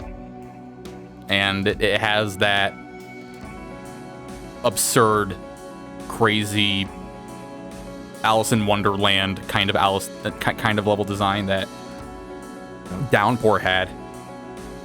And it's just a beautiful game. Highly recommend for new players and veterans alike. Yeah. Recommend for everyone. Recommend it for everyone. In my end. All right, so if you have Um, any other thoughts, then you can like text me, or you can send me like a voice clip to get your extra thoughts in if you want. If you can't think of anything to say now, usually when calls like this are done, I have a feeling that the call doesn't get all the thoughts out. People, we Right. definitely overlooked some things. There are things that we should have mentioned that we probably just aren't thinking about mentioning right now because we're overlooking it. uh-huh. But that's fine. The video's not even done or out yet, so I'm gonna have restraint and say that I think I've said enough, and that there's not enough that can be like I could never be done talking, and I think that's the Oh, that's point, is that fantastic. That's great. that's why this game is so good, is I have so much to say. And you're gonna make your Um, own video, right? I need to come back to ASMR, and I thought this would be a great impetus because some people were asking specifically. So, I'll probably make my own whisper ramble, but honestly, I'm gonna direct my people to you because I'm not gonna talk for 2 hours again. All right. And And I for the will say record, something. This way. oh, you will say something? One day you will understand. No. why. Oh, now to everybody watching this, me and Jake, we have a lot of differing opinions. You will burn So if I say something till that eternal you don't jive with, talking to the viewer right now, if you watching this, I say something you do not jive with, that does not mean Jake agrees. So there. Yeah, and vice versa. And I mean, you're welcome to come say you can come to my ASMR channel if you want, or my Twitter or my Instagram. And Oh yeah, all that will be in the let me have description. it. I'm not scared of angry gamers. I know your fans are great, but there's just always online psychos. I'm not scared, but leave us both alone if you can. Thank Huh. you. Yeah. If I got someone tilted earlier by saying it might beat Homecoming and Origins as my favorite, then I'm sorry. I don't think you would. Yeah. I think you'll be fine. Not my viewers, no. Well, is Thank that you it? Is that very all? much. Oh, thank you too. Yeah, it is. You were great help at guiding my words here. So yeah, your notes are very helpful if you were reading your notes. And I always feel like I'm forgetting to say something, but whatever. Well, this is your video, so if you have Yeah. to say something, just throw it in. But I'll just throw it in. I'm gonna leave it at that. Thanks for letting me talk so much on your video, and to your viewers and everything. Oh yeah, great talk. All right, well, it's about 7:30 where I am right now, so I'll let you be Okay. on your way. All right, bye. Bye-bye.